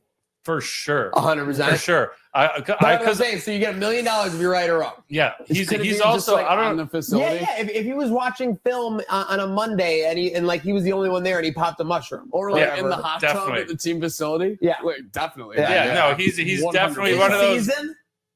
Yeah, It for gets- sure. I it gets- feel like there's guys in Silicon Valley like microdosing Within and 48 coding within social 48 hours media. of a game. Yes. Yeah, I'm Okay. still I'm saying there. yeah. I'm there. I So- think he. We need to get this to the general public. Has Mike McDaniel ingested psychedelics within 48 hours of a game during his tenure with the Miami You Dolphins? remember that one photo that went viral of him, like the meme where he's like, Yeah. just flabbergasted? I mean, he looks He like definitely he's could have done tripping shrooms. He shit. definitely could Dude, have done shrooms I mean, right before it's that. not that he was hitting vape on Yeah, sideline I mean, during a if playoff you're- game. There's a thing, right? Like if you're hitting vape on sideline, you're probably doing a lot more besides hitting vape on sideline. Yeah. It's not your only outlet. Joined in the saddle by Cam of Buffalo Origin Story. Make some noise. Let's give it up for Let's go. Go Bills! And he's drinking, and that means something to us folks emotionally. And so he's going to be in an away stadium with a lot of Bills fans. So he's really not going to know what's happening on any given play. That was probably going to be the case, blindfolded or not. But yeah, now we're just getting rid of all assurances. So where are you gonna go? Well, I'm going to be in our seats. With a blindfold on. Yeah. Don't make him do that. That's what I'm saying. What do you mean? No, That was man. the I'm not holding him punishment. accountable for that at all. So you all agree. Nobody would. You I did don't have know. second That's thoughts on the insane. away game concept. I think we are witnessing the most exciting year in the NFL so far in history. I think they said 29 games so far have been decided in the with a score in the final 2 minutes. So just an unbelievably cinematic season where it feels that way. There's been a lot of crazy endings. Yeah, it's confusing. I mean, I don't even know who's good, who's bad. Like, who's the top team right now? I mean, the Colts, is that It does real? all add up to a lot of confusion. No solidified great team. But No. yeah, speaking of the Bills being 350, Kansas City jumping them, where's the respect for this is our Colts? This is our team. They bleed blue. Yeah, like I'm just saying, like I feel like Shohei like kind of knew. You're Like right. Thought what it was, was going on. he thought it was harmless. He thought it was harmless. Yeah, and then yeah. and then the number came to surface when the FBI Right. investigation or whatever. They're like, he owes like 15 million in your name. And he's like, whoa, like, you So, know, like so here again, he was making bets that were as big as 50 grand, but I think normally it was around 10 grand. Just so we know, 10 grand US is 1,507,355 Yen? Yen. Yeah. Yeah. So if he doesn't know this exchange rate and he sees like, well, because then we started talking like if he saw him putting in a 50,000 USD bet, but he thought it was yen. Then Then it's you like could be in a whole pennies. other. You could Yeah, be literally. right. It's like pennies because we were talking about yeah, that's $300 American. That's 50,000 just yen. also like ignorant to think about. I feel like. But the real question at the core of it is: Put did on your tinfoil Shohei hats, knew? folks. Did Shohei know? Shohei Well, have you ever- absolutely 100% knew. Yeah. Have you ever been around a gambler? I mean, all they tell you about is their bet. Dude, you're like this Guy guy is is with him every day. They That's what I'm can't stop saying. talking Like, about Ipe was gambling. his guy. He had to see him putting in a the bet. only Yeah. guy that he speaks 100% Japanese to all Right, the time right, in right. the U.S. Right. Like, there's no way he didn't know. Yeah. It's just impossible to me. No, Shohei knew for sure. You're forgetting the Blue Jays have a key component just announced yesterday. Oh, what's that? Guess who's returning? Not Bichette. Bo Bichette Are you says, serious? I will be Bo ready. Bichette's coming back right now. He said, I will be ready yesterday. That's He's coming back for the unbelievable. World The odds are Series. from- That's a massive. Now, That's a I massive think with get the back to that Blue knee, Jays lineup. he's gonna be a pinch hit guy. I don't think he's gonna go back in it short immediately. Or he could be a DH. Yeah, but Yeah. no, that is very interesting. It's a weird dynamic. Pardon my ignorance. I was not familiar with I Bo wasn't- Bichette's I game. wasn't yeah. It either, says damn. MLB one day ago. Will Blue Jays have Bo? And he said, I will be ready. So yeah. Okay, that's not. I'm gonna play though. I'm just saying. It says he says he's ready and he's returning. Again, it's up to the manager. But if you have him, I'd be you're shocked not if he going to wasn't pinch at hit least him. playing game If two. you're not No, gonna we're put him definitely in? pinch hitting him. Yeah. But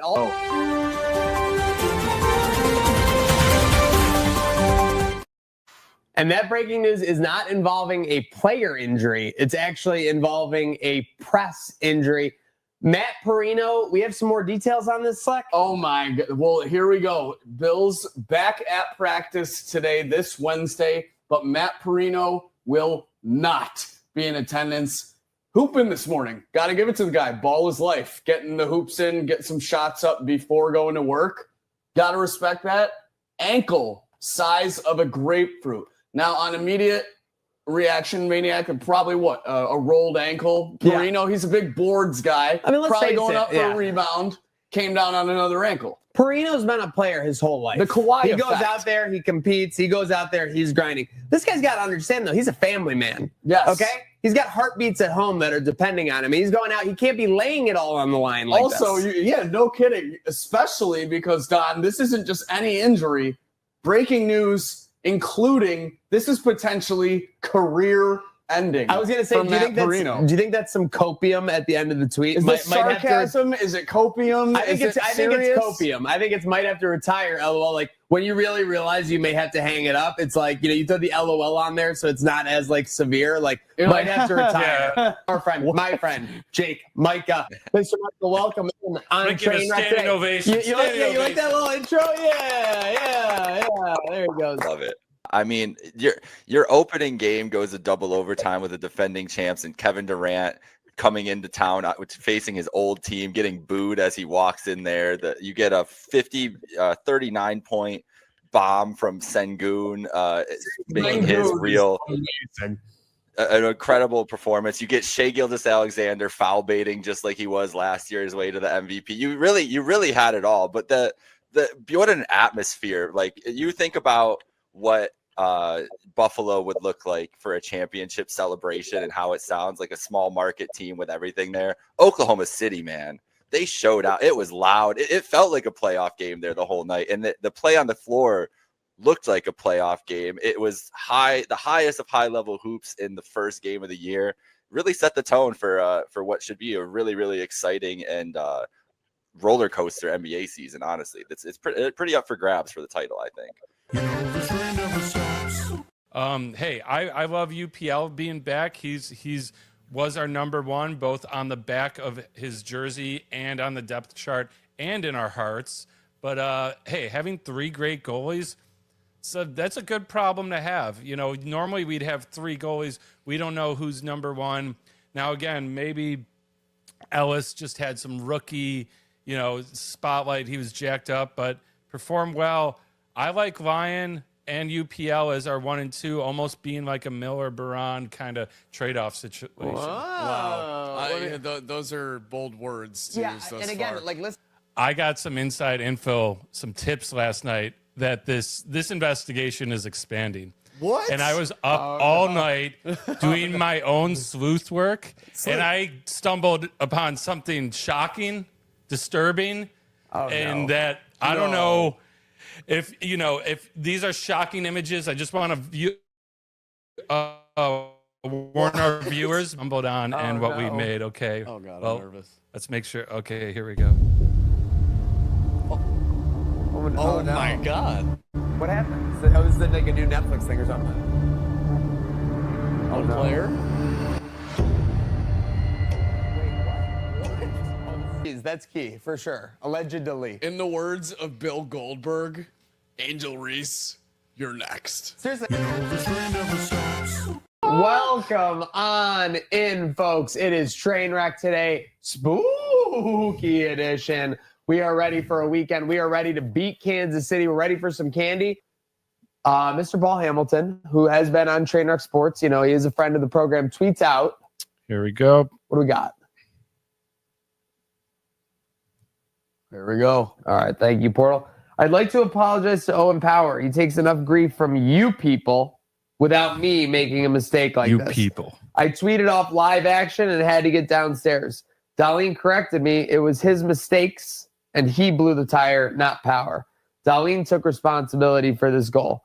Slick, you haven't really had any interactions with Paul Hamilton. I have You've not. only seen him from afar. Yeah. We've interacted with him on the show a little bit, everything. So I want you to start us off. Then now, Don, I'll get back to me. What do you think of this tweet and how Paul Hamilton's viewed in the sphere? I think it's pretty stupid how you immediately deflect your mistake towards the people and almost a guilt trip type of fashion for the stuff they give Owen Power, because I feel like Owen Power has been rightfully criticized this season.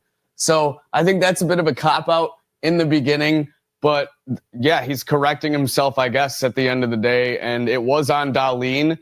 I think could have literally Darlene's just taken out the second half of that first sentence and it's fine. That's what I'm saying. That's what he has to do. The fact that he threw in the "you people" was insane, Don. It's like I was wrong, but you people have been wrong. But you all people along. do wrong every week, every time the Sabres Yeah, play. I'll give him a little bit of a pass. I think it was well intentioned because maybe he felt like he kind of like, you know, tied Owen Power to a pole and let the the angry mob come in and beat him with sticks. And so, but I also think Paul is one of us, all of us, that has seen Owen Power on the ice in overtime and cause a goal enough times that you see a 2, you don't see the number next to it, and you're like, oh, that's Owen Power. Well, that's the issue Like, I have so- where he's like with you people, because I want to go back in his tweets and find like some criticism of Owen Power, because I guarantee it's there. Everyone's been doing it. Yeah, because he has not been playing great hockey. Darlene's 26, he's 25. You just see a guy with a 2 Especially if he's going cause a down. giveaway. It's Owen Power. Nine times out of 10. That's pretty much right. Yeah, and fell down. Yeah, You know? that's the Owen Power special. So yeah. I don't think he's wrong I don't think anyone's wrong for assuming The that. only thing Sorry, wrong with Owen. this is you people. For Yes. sure. It's insane. To It's throw like that in. you people, you're included in you people. And I don't even think it's like a massive faux pas. I just think it's crazy they put that in there.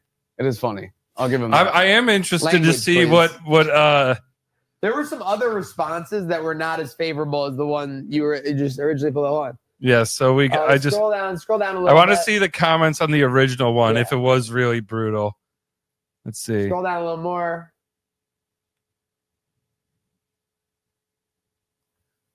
2 in a row. I like Tyler Troops, Paul. FYI, that was Darlene. Ooh, that was Darlene up. I like the people there. still correcting the correction. Oh wait, are you on the original tweet now? No, I went to the Oh, okay, hold on. original. Go back. So Go back to the correction because the correction is the funniest. Makes mistake, gets a chance to take a shot at fans. Just have to take it. Excellent beat reporting. oh no. I mean, people weren't happy about this. No. But yeah, I mean, again, it's not our job to like stir up the masses against Paul Hamilton. They tend No, to we don't want to themselves. do what he did I to like Owen Hamilton. Power. Paul, I got no beef. We don't want to but do that. We don't want poor choice of words. Yeah, you can't you people it. Hey. We got Slick L, we got Dreamboat Don, but very fortunate to be joined by our guest, Chris Trapasso. Knower of all things is what I would say. And folks, don't forget to check the wife's TikTok, okay? She's dominating on there as well. Chris, welcome in. Bills fans, it's hard not to be excited today on this Monday. Yeah, thanks for having me. I'm excited to be here. I feel honored to be part of this awesome studio. And In training camp, I said this to Slick so much that it was a broken record. Maxwell Harrison is the fastest player I've ever seen live in a Buffalo Bills uniform. I think it lived up to the hype last night. yeah, 4.28 in the 40. And I think he has a lot of coverage savvy. Really, I think on the last Chiefs drive, when you would think the Bills would have been playing more of a sideline, he allowed like an 18-yard completion to maybe Marquise Brown. Other than that, 4 targets and just that 1 catch. So it's not that he's just a specimen out there. Playing in the SEC, I think you saw so much communication on the back end with all these young players. Hats off to him for not just being super fast, but being able to like stay in the right leverage, understanding how to box out, do those little minor intricacies, those nuances that are really important to making plays on the football, staying with Xavier Worthy, and then getting the big interception. Speaking of the communication, this is probably after Hoyt went out and we had some guys just coming in on the D-line. Did you see Terrell Bernard literally like Screaming at someone. Screaming and damn near pushed a guy to relocate on the Love D-line. it. at a Listen, point. sometimes dude, communication is verbal That's and a sometimes linebacker. communication That's is what a great physical. linebacker does. That's what a great captain does. CBS pregame show, we need fake snow in Orchard Park. Yeah, what's Do we need like fake nuclear material in Chernobyl? Like what's going on here? What do they think this is? It's November 1st. Like what was the thought process though? Like we need to make this look more like snowy and like Buffalo stereotype. Why not just feature the beautiful fall day it was? I'm very confused. I'm very I don't puzzled understand here. that either. I mean, if they were coming to this game and the forecast was for one of our famous November snowstorms, sure, lean into it. But they could have said, hey, it's November 2nd and it's 55 and sunny. Here's the leaves changing still. Like there was so much more that they could do. They don't have to always lean into the everything snow when it's not snowing. It's so confusing to me because like you guys will be back here for the Eagles game 3 days after Christmas, and there you there'll go. be Then you have your snow opportunity everywhere. Yeah. So why do you need it for this one? It was very odd. Made no sense. Like you said, Chris, if there was a storm or something, yes, maybe you wanted to fluff that up. Made no sense. It basically made about as much sense as when we had the Monday Night Football game in 2018 and they had chicken wings from Applebee's. Eating good in the neighborhood. Well, we got this call. I love this call. So I hope this person's watching. What? How do you know that? Hey, this is Mendez from Albany, New York. I am calling to say anybody training for or trading their first round picks today, I actually don't mind it because this year's college football draft so far sucks. Like it's garbage. I'd trade a first round pick today for whatever. I mean, for us, a first rounder most likely will be kind of like an early second anyway. So calling to say them picks. And I also wanted to say, Josh Allen, I love you. I'm joshing my Allen right now. Go Bills. Whoa. Whoa, wait, Whoa. Joshing your What does that Allen? mean? Joshing your Allen. What does that mean? Pause. What does that mean? I don't know, but I feel like it's a good thing. Crash Out Line is getting wild. Well, we have a special guest on Trainwreck today. What's up? Checking in. He's getting ready to hit the golf course. Get ready to hit the golf course. A certain safety that we all love got us on a private Oh, golf. there we go. There we go. I love to hear that. Well, Mr. what's Game the, Day himself. Inside Mr. info. Game Day himself. What's the goal out on the course today between you and Kroom? What are we trying to go under? The sun, I guess, is what Kroom said. We're The just trying to sun be is underneath the sun. undefeated. We're trying to be underneath the sun. Bills Mafia was a little worried. Is it sunny today? There's a little worried about some cloudiness. You're gonna be sweaty. You're gonna be sweaty. Don't worry. It's Florida. It rains every day. It's Florida. It's a little. I think we got like a shower coming in around like 1, but it's just very brief. The humidity stays though. It's definitely. I was at our tailgate lot about an hour and a half ago. There at Hard Rock, and it's hot. So don't worry. It's All gonna right. I love that. Well, hit them straight, boys. Have a great day out at the course. Yeah, I think we're gonna break the course record. Yeah, probably for sure. It's a nice little Robert Trent Jones design. So should be a little. Not an RTJ. For score or beers drank? Which record are we going after? Yeah. Oh. For every beer we drink, the score goes down. It'll work together. There you go. But I love that parlay. You ever hear of gimme sticks? So when you drink as many beers as you can, and however long the beers are stacked together, get that gimme stick? any Yeah. putt that's inside of that is a give me. There's some of these I like tournaments it. where every I like beer that. you drink is another like minus. So like you can either you can be like 10 under and have 40 beers and you're 50 under. So we might do that today. Sounds like one of those charity events or one of those tournaments where a bunch of shlomos shoot like a 48 over 18 holes. Yeah, I mean we're talking. This is the only way I'm ever getting close to sniffing pars if I can count my beers towards that. So very true, very true. All right, well, thanks, Everybody in John. Miami on Sunday. There's still tickets available. We have game tickets plus tailgate tickets, $180 all in. Like upper deck game ticket plus tailgate all in. Get it now. GameDayBuffalo.com. Okay. Get You it heard now, there, y'all. folks. All right, boys. Taking care of business. One question. One Buffalo to quick take care of. Wait, what do we got? One quick question. I don't know where I saw it, but you have the picture of Josh drinking the bat from the softball tournament. Yeah, it's right over on our set here. Hold on. How did you get that? Did I Some give it to woman you? on Facebook Marketplace said she was Huge. selling it. It's massive. Are you being like dead ass serious? Yes, 100%. And you want to know the craziest He's addicted thing? to Facebook it's my Marketplace. picture, We're that's not why I'm asking. lying. Oh, that's You can't see it with the current camera, Oh, but it's there signed is did you I sign didn't this? know. There's like a J signature on this. That's Josh. I mean, there's no way she sold me a Josh Allen signed Listen thing to for me. $25. Are you guys fucking with me? Bro, what do you think? You think I'm doing this as a joke? I'm just saying that's my photo. I 100% knew this was your photo for sure, but I figured she bought the print from you. I didn't sell it to anybody. That's why I'm losing my mind right now. Yeah, dude. Well, this is actually a mystery. I'll message her and figure it out then. But yeah. Damn, that's kind of fucked up. This is what happens. This is what happens when you pregame in your photography studio for a few years. You have a few too many drinks and you don't know who you give things to. Yes, Kroom was lit that day. That's what Kroom was happens putting to me, us, boss. listen, Kroom was All right, putting boys. me on that day though, so that was big. That was big. That was basically my introduction to Kroom. So I'm just completely blacked out come Monday night. What else is new? And with that noted, like this all kind of works in conjunction. Like ESPN is putting like you've seen the full court press, right? Like they're doing the announcements on all the shows. They're having everyone do on all their socials. Like write your like YouTube TV people to like get us back on there or whatever. Like they're not budging. Yeah, and it's made awkward because like we noticed, like Pat McAfee's just streaming his show from his own page now, so people can see it. That undercuts thing. But I did see like the numbers are damning that, and on top of that too, ESPN Bet is gone. Like there's a lot going on. ESPN There's a lot going on at ESPN right now. Like I'm not the one. Like this is not a new one. It's not good. Yeah, there's a lot of not good going on at ESPN. The saga of how they. So again, if you remember, Penn leaves Barstool. They sell Barstool back to Warner for $1 so they can get out of that deal, and then they go with ESPN, which seems like a slam dunk because you're in like the network of all networks.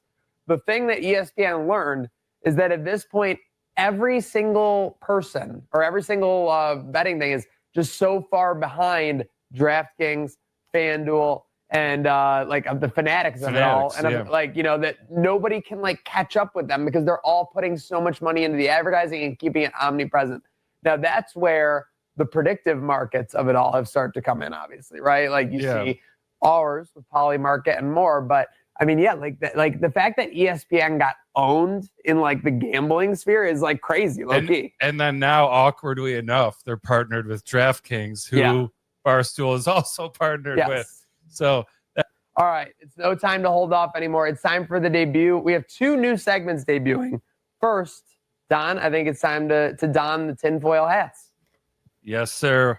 We are heading into not just any corner, but the conspiracy corner, guys. We got our tinfoil hats on. We got a couple of conspiracies to discuss. Let's start off with McDaniel in Miami. I think he's trying to get fired. I think he saw James Franklin, and he said, if I can collect this money at home, why am I here stuck in this terrible team with the locker room lost, removing the Papa Shot? I don't even know if that was real. Like that. The removing Papa Shot, that was like a second play in his head. Yeah. I see this comment all the time. What was happening in reality when these cable networks and everything were just churning out like 22 episode seasons every single year? Like, and they were pretty good quality. There wasn't necessarily like a massive drop off. Yeah, you got a couple of them now. You got like Abbott Elementary running now. But with Stranger Things, I obviously like the writer's strike postponed some of season 4. Yeah. And you've got like the Duffer Brothers, the writers, directors going like, well, yeah, every episode in season 5 is like an hour and a half long and it's like movie quality. At this point, why aren't we just making movies? This started with Game of Thrones. Remember when they started doing like we're gonna take a break, we're gonna do less episodes. This is gonna make me sound like a dumbass. I was shocked that the Defying Gravity song was like the halfway point of the actual play. Oh, really? Like, I thought for sure it was possible that like that was like near the end, and then the next time they reconvene is when she comes back to get kicked. You're saying Defying Gravity is like the end of a movie. Type Yeah. song. I mean, it was. Well, she overcame. She decided she wasn't gonna fuck with that wizard, and she went off and did her own thing. In fairness, it was the end of part 1. I don't know if you're familiar at all with the show. See, I'm not. So I would see the musical. I will tell you. So Well, it feels, you said the next time she comes back would have been when we see her in The Wizard of Oz. Act 2 of Wicked runs concurrently with the Yes, Wizard of that's Oz. what I'm realizing. Hey, with the trailers. Zach, great news, because you know what's coming to Shays Wicked this month? is up. And Zach. we might. Are we going? Yeah, I'm getting that's us tickets. not a punishment. I'm getting us That's an tickets. honor. Let's go to Wicked. I'm going I'm on the getting us 12th. tickets. All I could think was that I would be like, if I was in the lobby at the intermission after hearing Defying Gravity, my nipples would be so hard. Folks, welcome in. It's Trainwreck 28, Monday, November 10th. And hey, when the cat's away, the mice will play. And that's why I'm here sitting at our guy Maniac's desk. We got Mike Bunt in the studio. Give it up for him, his debut on the show. But without further ado, let's bring in our guys. They're remote. They're down in Miami. We need to check in. Slick and Maniac, how we doing, fellas? I mean, as well as you can be doing on this Misery Monday, just trying to enjoy the sun. I don't mean to, brag in front of our, Western New York listener and fan base, but yeah, we got beautiful 85-degree weather here today. Sun is shining. The city's, a buzz still, after obviously what was a big Sunday. So not a lot of Dolphins paraphernalia today. as much as you might expect, but yes, like it's not exactly where you want to be now. You know, all the Dolphins fans left town because they're not from here anyway, and just some Bills on Misery Monday, like Maniac was saying. Got to soak this all up in while we can. Just enjoy South Beach for a minute, the beautiful white sand, because I'm seeing a different type of beautiful white on the ground at home that I'm not exactly excited to get back to, especially after that Bills performance yesterday, gentlemen. Oh, breaking news. We got breaking news, right? We got a video. No, we got breaking news. I'm sorry. We got breaking news over this. I just got the text. The New York, this is according to source. Pull this up on Twitter. This was just texted to me, so if it's wrong, I blame the person. Giants fire Brian Dable. What? That's what I just got texted. Do we bring him home? Dable. Oh my God. Bro, Jesus. stop. Adam Schefter. Sources. Okay, so it's official. So a lot of people, are you telling me right now that the Bills Mafia narrative just changed live here on Trainwreck today, boys? This is why you go live. This is why you do it every day. Oh, wow. The talking point is now a reality. Do you bring back Brian Dable? And don't even tell me for a second that, he doesn't like McDermott. He's not going to, anyone gets a job in the NFL, they'll do anything. It's not off the table. At least bringing him back in some way, some shape or form.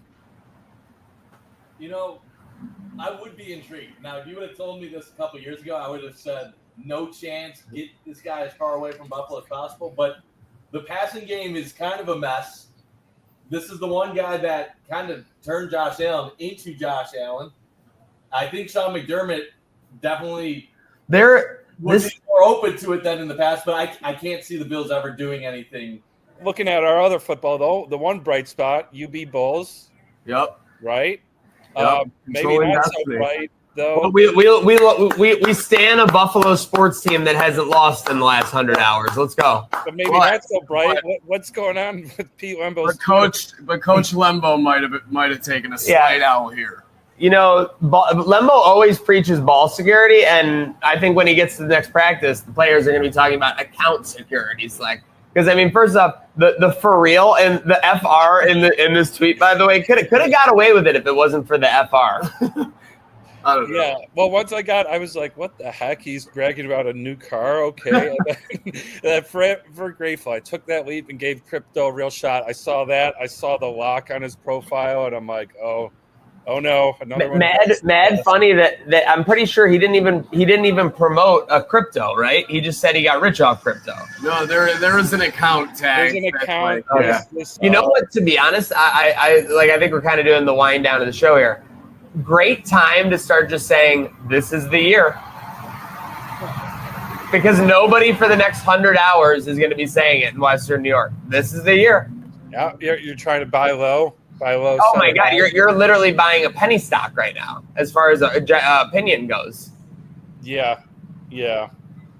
Well, this is the year. We had the rumor mill was in full force on Saturday night. I'm thinking I'm getting some like hodgepodge from my TSA agent. He goes, he sees me. He sees me walking in, and you know that I do not like deal well when people are like recognize me or whatever. Yeah, for and sure. He goes like, "Where's the suit?"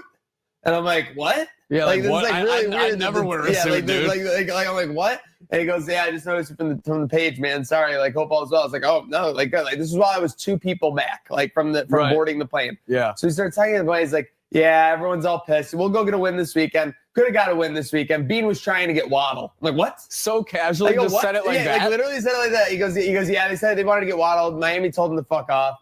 And then it goes, the train never stops. All in literally 10 seconds. You can ask my girlfriend. I messaged this in the chat right away. I said, hand on the. Yeah, no, I remember this. So wait, then he says all that in a 10-second span. And do you go like, how do you know this information? Like, I was about to, and he mentioned he books their travel. I put this in the chat too, that he's like the administrative, like, I I'm remember kinda that. outing him right now. That just wasn't part of the 10-second spiel. So I was like, where did that come out? I don't know how hard I'm outing him by saying that, because they probably have like there's like a million 8 to 12 TSA people, agents. 8 to 12 people at least, I would say. But like the public couldn't just go to the airport and be like, there he is. But anyways, I'm like, okay, that sounds like bullshit. I wake up the next morning, Sleepers got the story like with a million pops. By the way, crazy that timing of that coming out, like a couple hours before the game. Bean wanted to get that out.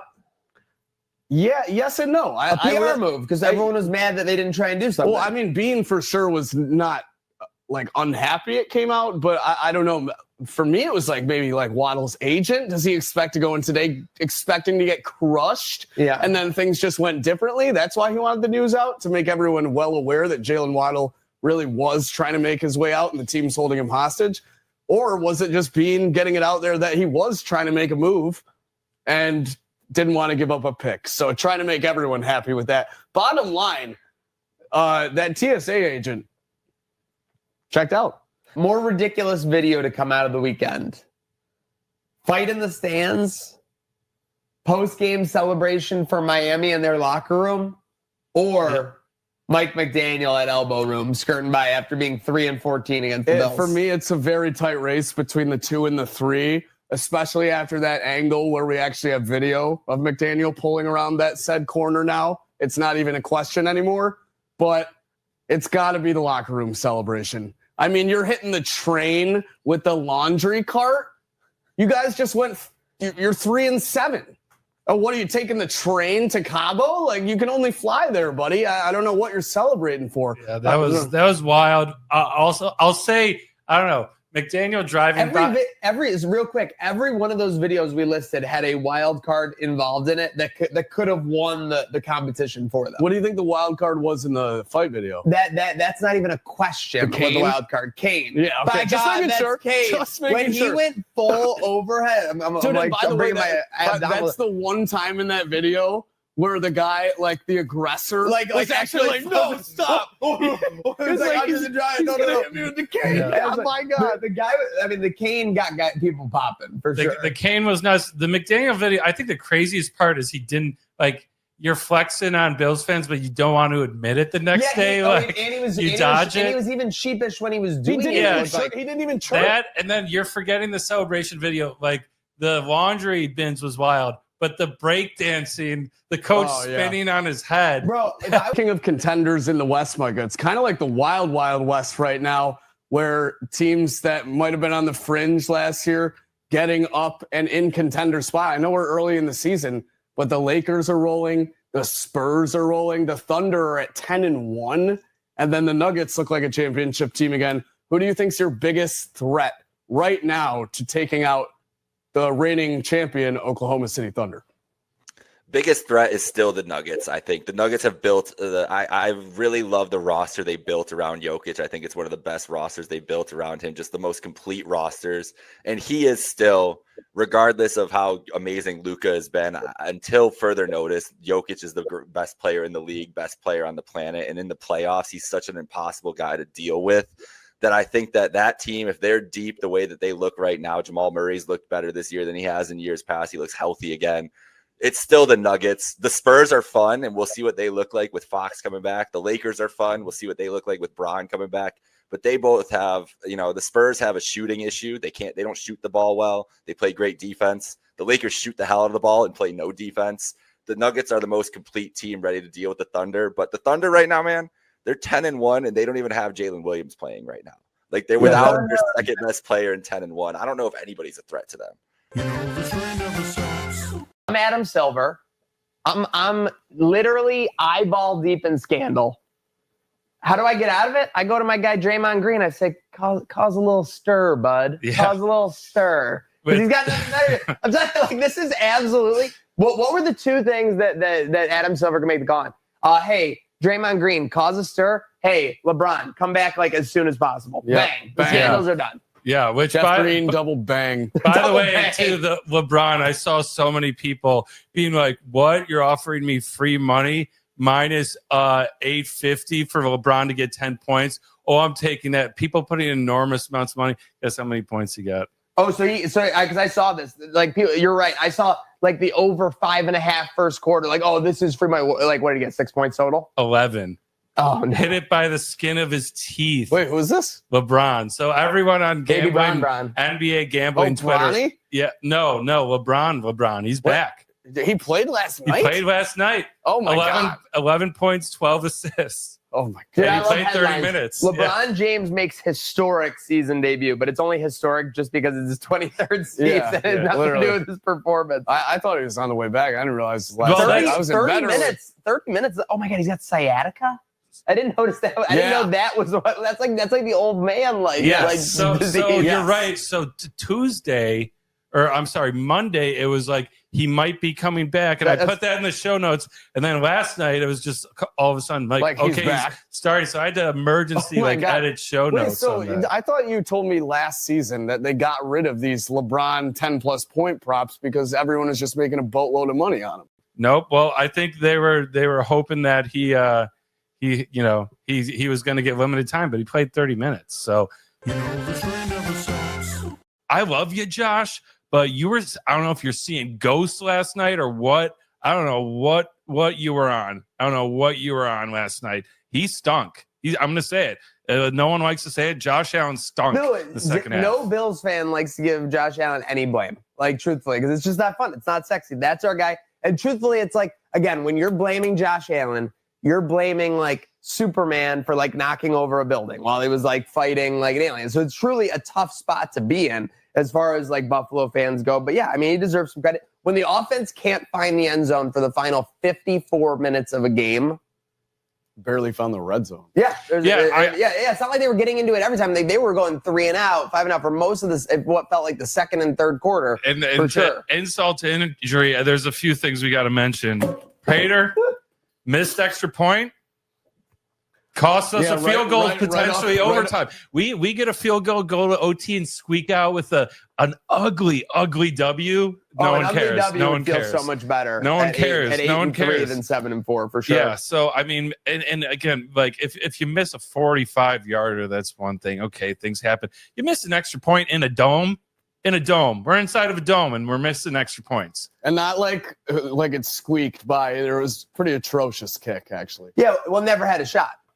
Lines were pretty bare after Sunday, but they really exploded last night. I mean, if you had a, it was going parabolic. Yeah. So we got a couple texts. Let's start with the text. Here we got this one. We got. Is the script to have the Bills' last game this season, the Red Helmet Jets game at the end of the season? No. Squeak in the last wild card spot. Don't host a playoff game so the wrecking ball can come in a month early on the Ralph. Or is Josh in a Freaky Friday scenario where he switches bodies with the QB he is playing against? Go we Bills. Have to put that one in the conspiracy corner. Yeah, Justin from the Red Helmet trailer in Twin Oaks. He didn't want to be anonymous. He wants credit for that one. We want continued correspondence from the same people. Well, we got another regular coming back. Shout out Justin later. from the red trailer, whether he knows it or not. Tailgates next to our we got bus this every week. Now buckle up. We have another text message. This is a long one. I don't even know if you're going to be able to read it. It's a scroll job. Okay. Yeah. This is paragraphs on paragraphs. What is this, a CVS receipt? Oh, my goodness. What I don't understand about the Bills is how badly we play down to our opponent. We play the Ravens and Chiefs and come to play locked in, and then we play the Dolphins and Falcons. Absolutely shit the bed. I'll take over halfway through. I can't take it anymore with playing down to our competition. Yes, the Texans defense was very good, but with the opportunities we got, I don't understand how we not block for 3-4 seconds to deliver on at least one turnover on downs. Go. And the defense allowing Davis Mills, who couldn't even score points against Buffalo last time he played them, drive down the field several times at his own will and complete passes to open receivers is ridiculous. The best part is 7-4 isn't even a bad record. That does make this all the more miserable. And we still have a fair shot in the eyes of millions of people who watch football to make something happen in the playoffs. It's just the fact that every loss, when it is 100% preventable, 3 turnovers every loss. Come on, I agree. Going into last night, you just needed to not lose the turnover battle. Now, again, it's easier to say when Josh Allen's literally under duress every 2 seconds. But this guy hit the nail on the head with a lot of stuff. I mean, the inconsistency makes you think this Bills team can't get it done, for sure. I mean, you have Josh Allen. You have a defense that can play well. There's just so much inconsistency. This guy hit it on the head, or she hit it on the head. Yeah, she hit it, and then we got 2 calls. Okay, let's hit up the first one. Also, I will say before we go into this, luckily we had it in our budget to buy more beeps. We needed a lot more beeps. We used them up all last week. Scraped some pennies from under the couch cushions. Folks, keep calling in because we're spending these beeps on you. So yeah, here we go. The actual is the Bills. What the? Why do people get hurt? Why can't It's a great the question. refs just love us for once? Also a great question. What do we need to pay them? We've raised millions for the Patricia Allen Fund. Let's raise millions to pay off these fucking refs. Because what the Oh. Prater, why are you kicking like Bass? Oh no. This is horrible. It's beginning of the end for Prater there. This is horrible. Catching strays. And Josh Allen, Uh-oh. roll the yips away. Listen to your Oh, no. told you to calm the F down. So calm the F down. Grow up. I love We'll how give him she a was... beer on the sideline. He'll be fine. A beer and a Zim. Can you imagine a beer and a Zim? A beer and a Zim Pop it might up be for the Becky. outfit this week we need. Pop up the beer. Go out there and you're fine. Oh my gosh, he needs to get his together. That's what I'm Anyways, telling you. Amidst these craziness, that's a gem. If Josh could get one like Labatt and a Zen at like the middle of the third quarter, I feel like we'd be playing great. Maybe middle of second. So, yeah, that maybe 2 beers, whatever it takes. Also, I 3 love beers. and then I had a tequila soda. I love how they said like calm the F down after saying fuck over and over and over. Sorry, intern, you might need to bleep me on the fly, but well, we the live bleeps are fine. So, and then got a call from our good old friend Mendez calling into the show. Mendez, we love you, bud. Keep calling. Mendez, we got something for you coming on the way. Yeah, the Mendez line. We have a gift for you that so hop in our DMs and send us your address. Tell We're us gonna where send you're you at. we're gonna send you something real nice and out of appreciation. Keep calling, they're awesome. Here we go. So what's up? It's Mendez from Albany again, calling to say that Joe Brady and Adam Henry should be working at the Albany County Jail mess hall.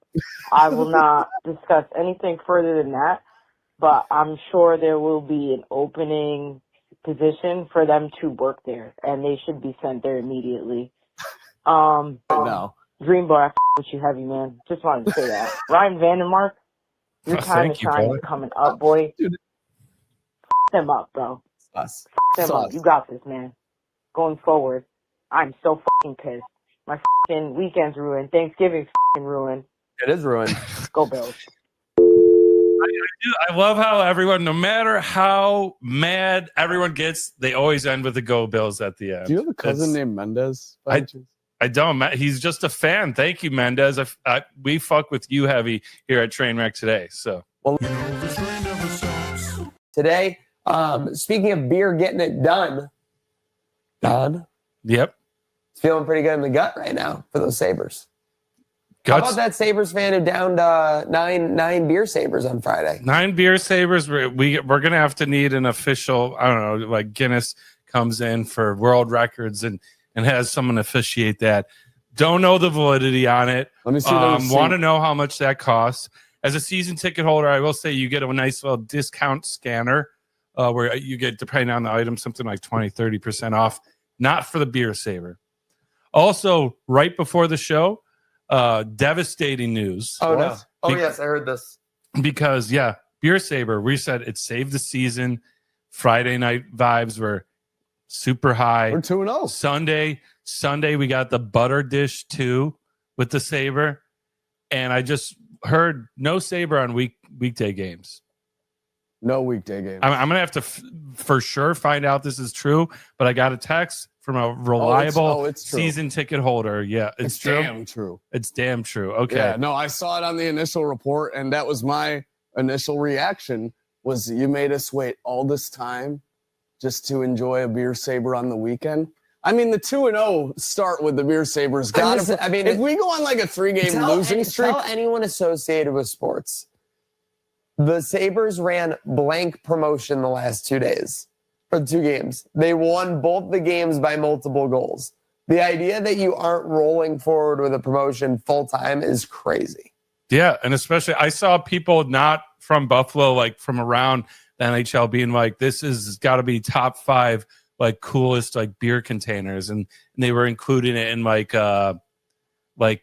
some baseball one. I'm forgetting, but there was like a collection of the coolest like beer containers to drink out of, themed containers, and it feels good. It does feel like the whatever is going on in that office. They nailed it. They nailed it. They got something right. You can see the sword can stand up on its own too. Oh, so yeah, can it really? Yeah, you can stand it up on the table if you're not at your seat. You got the salute going at the end of the game. DraftKings retweeting Crossing Swords. By the way, shout out Crossing Swords also being on Colorado Avalanche's radar. What the hell is that? They throw us shade only for us to turn around. We thought we were a top 10 Sabres podcast. I didn't see any other Sabres podcasts in there. So I mean, I guess as far as a little thing called the NHL is concerned, we're number 1. At least in Colorado. Yeah, killing it. Gatesy's killing it with the recap videos. I want to give him love. Gatesy has me on the edge of these seats with those win more, lots more. Dude, the intro, I don't know what's real. What's not. I don't know if someone He's got to take it easy, though. He's getting a little violent in a couple of these, taking out his frustration on bunt. And I just don't want to see the two of them, any friction. I agree. You'd hate to see, like there's AI slop and then there's gate size slop. Yeah. And that's what he's working with. Turkey. Overrated? I think no. Turkey is the GOAT. It's the most. Turkey's outstanding. It's so overrated. I'm team overrated. It's such it's so bland of a meat. There's no flavor to it. Imagine chicken and you make it more bland. And then on top of that, like gravy saves the turkey. Think about if there was no gravy. Imagine a wing with no sauce. Eating dry white meat. What's up? Wing no sauce. The same concept. Same thing. It sounds like such you need the gravy. I will eat a chicken wing no sauce. That didn't even still great. Still great. Oh, that hit direct. Deep fry in oil. I think anytime you got to cover I think you guys something- are snobs. Anytime you got listen, let's give one thing straight. We need elaborate meat. You wouldn't even know a turkey if it smacked you in the head. All I'm saying, Don at least he's like, I'm a connoisseur of cuisine. Thanksgiving Don's like, is I like about to use the some tactics. sides. It stinks. Thanksgiving is about the sides. I'll die. I know it's Turkey is Day. about the sides. It is about the sides. They are the stars of the show. Give me your power ranking Turkey on the is sides. just a fucking diva. Turkey is such a diva. It's crazy. Turkey is so much better than ham. That's just not true. Facts. Ham's like This is and flavorful. This is Turkey tough the territory opposite for of me those because I things. don't like There's either. no juice. Oh, wow. There's no flavor. Like what are we I even love trying to do turkey. here? You got to put all the stuff. You got to stuff. You ever had a good turkey you sandwich? have to stuff the turkey just Do to you eat make ham it sandwiches good. all the time? Yeah. You do? Okay, well, you're an idiot. Bro, you never had a ham sandwich from Wegmans? Are you serious? Ham sub? Your taste buds Bro, are that's lack disgusting. intelligence. You got to put stuff in the turkey just to make it taste good. I never stuff the turkey. What? I eat the turkey That's straight just- bird. that's Straight bird, yeah. Straight bird. Straight bird. That's sick. Maybe a little There's gravy. no way. Don's You don't like- even make the turkey. Okay, What are you you don't make talking shit. about? Give me the yeah, well, do you? Of course not. Okay, so then why are you even talking Well, about you're like, I don't What- put shit give me in the give me turkey because power. you don't make it. What is going on? How is that a criticism? I say I don't stuff the turkey, and you go, you don't even make it. I go, well, yeah, I don't prefer it stuffed. because you don't stuff it, so therefore you don't make it, therefore you don't stuff it. So it's a double entendre. Okay, so what knows are the it's power good, but rankings? What are the top 5 sides, Don, for Thanksgiving? All right. And I'll tell you how many you get correct out of 5. Okay, so everyone has a different dish, but here's what I'm going with. I'm going with the classic au gratin or scalloped potatoes. Okay. Cheesy potatoes all day. That's number 1 with the bullet. Number 2, I'm going with mashed potatoes. They're made well with garlic. It's incredible. If it's made right, you don't even need gravy. Lumpy or whipped? So I like whipped, but with the shreds of skin in it. It's delicious. I don't mind that. I do not like lumps in the turkey, or sorry, in the mashed potatoes. like I like them whipped. Yeah. So right there, 2 potato ones right off the rip. I might have kind of backed myself into a corner with that. But number 3, we're going with stuffing. That's better than turkey for sure. Easy. Now you could say maybe the turkey had some flavor, but stuffing, bang, for sure. I'm going to go after that. I'm going to go back to the cheese world. Not everyone has this, but my family does mac and cheese, spiral mac and cheese to be specific. And then, well, oh man, I backed myself. So I would actually, I'm gonna change. I'm gonna put. Oh no! I'm gonna change. I'm gonna take everything from 3 down and remove it because what? Not remove it. Just put it down. We're just gonna put them down one space, and coming in at number 3, we're gonna put veggie lasagna. So normally I hit that up instead of turkey. I'm all about the lasagna. Again, my family kind of does things differently, and then. That's just the sides, desserts. That's a whole nother world. Desserts, we're in a whole nother land, you know. What do we got? What do we got, guys? I'm trying to think of a fifth, but right off the top of my head, green beans, if done right, steamed, absolutely smack. The mashed potatoes are probably a 2 for me, a solid 2. 3 would be the mac and cheese as well. Number 1 by far is the stuffing. And it's not even close. 100%. Mashed potatoes solid too, but stuffing is just way up there above the bar. Does anyone like that weird canned cranberry? I'm not the biggest cranberry guy, except for when you made that cocktail. Every Thanksgiving it's there on the table. I feel like there's only one person, and it's the person that made it. Well, it's like the cranberry sauce, right? Like, what do you put that on? Do you put that on your turkey? No, because I'm not a psycho. Just checking. Yeah. So anyways, the turkey steals the show. That's what we kind of came up with. So we move on here on Trainwreck. 1-1. All right. Pre-turkey Eve Well, edition. if we want to, we got to with fight some too. guy who looks like he has a broken. Thompson? No. Yeah, that's Tage. Oh, Thompson. Tage Thompson. Tage squared Tage up throwing right haymakers. off the- Oh my gosh! They freed up. They freed up. I'm sorry, folks. Here at He the lost VIP his at Batavia bucket. Downs. He lost his bucket early. He lost his bucket he's got him early. in a He's headlock. getting the other guy's Oh, bucket. the ref's Both off, buckets off. This is literally like Optimus Prime versus Megatron. Oh! He Sit put him right down. He gives him a pat on. Kind of in the back of the head, but I'm not going To be honest, I feel like Homelander and the boys. I started looking around thinking I bothered everyone. Everyone's amused and loved it. Boys, thank you so much. Boys, we just turned into John Anik, Joe Rogan, and Daniel Cormier the way we were commentating that fight. I'm not going to lie. I don't know if there could be a worse place on earth to be an away fan watching a game than McFadden's time. Yeah, I think, we were talking about how Steelers fans weren't really rowdy. Well, there it was a much younger crowd, and people were definitely rowdy. The slightest, like tackle on a third down, or that fumble we were talking about before the show, they went crazy. Got introduced to a new Steelers song we had never heard before. The Here We Go anthem is crazy. Yeah. It goes pretty hard. Here It's got some country vibes. Here we go. It's very decent. I would say the fans there were a little crazy. What did you think of my take on the DJ? Yeah, I mean the DJ. I think he was just maybe there's just not much to be excited about as a Steeler fan these days. So you got to take every chance you can get. But yeah, they get a stop, they get a fumble recovery. It's the "Here we go, we're going to the Super Bowl" song every time. 2 or 3 times, right? Like in the first half. Like, so I don't know if he was going the anthem, yada yada, but it's also very funny, Slick.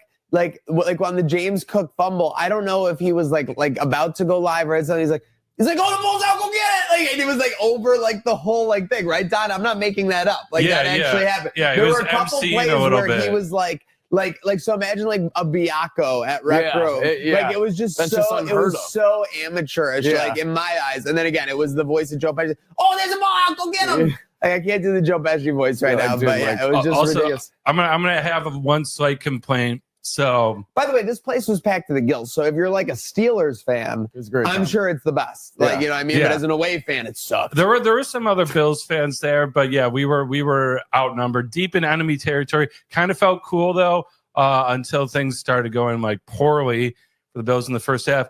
I'm gonna say though, at this bar, I get a Guinness. Traditionally, Guinnesses are in like 20-ounce glasses. I'd settle for a 16. They're giving out like what looked like 12-ounce like plastic cups.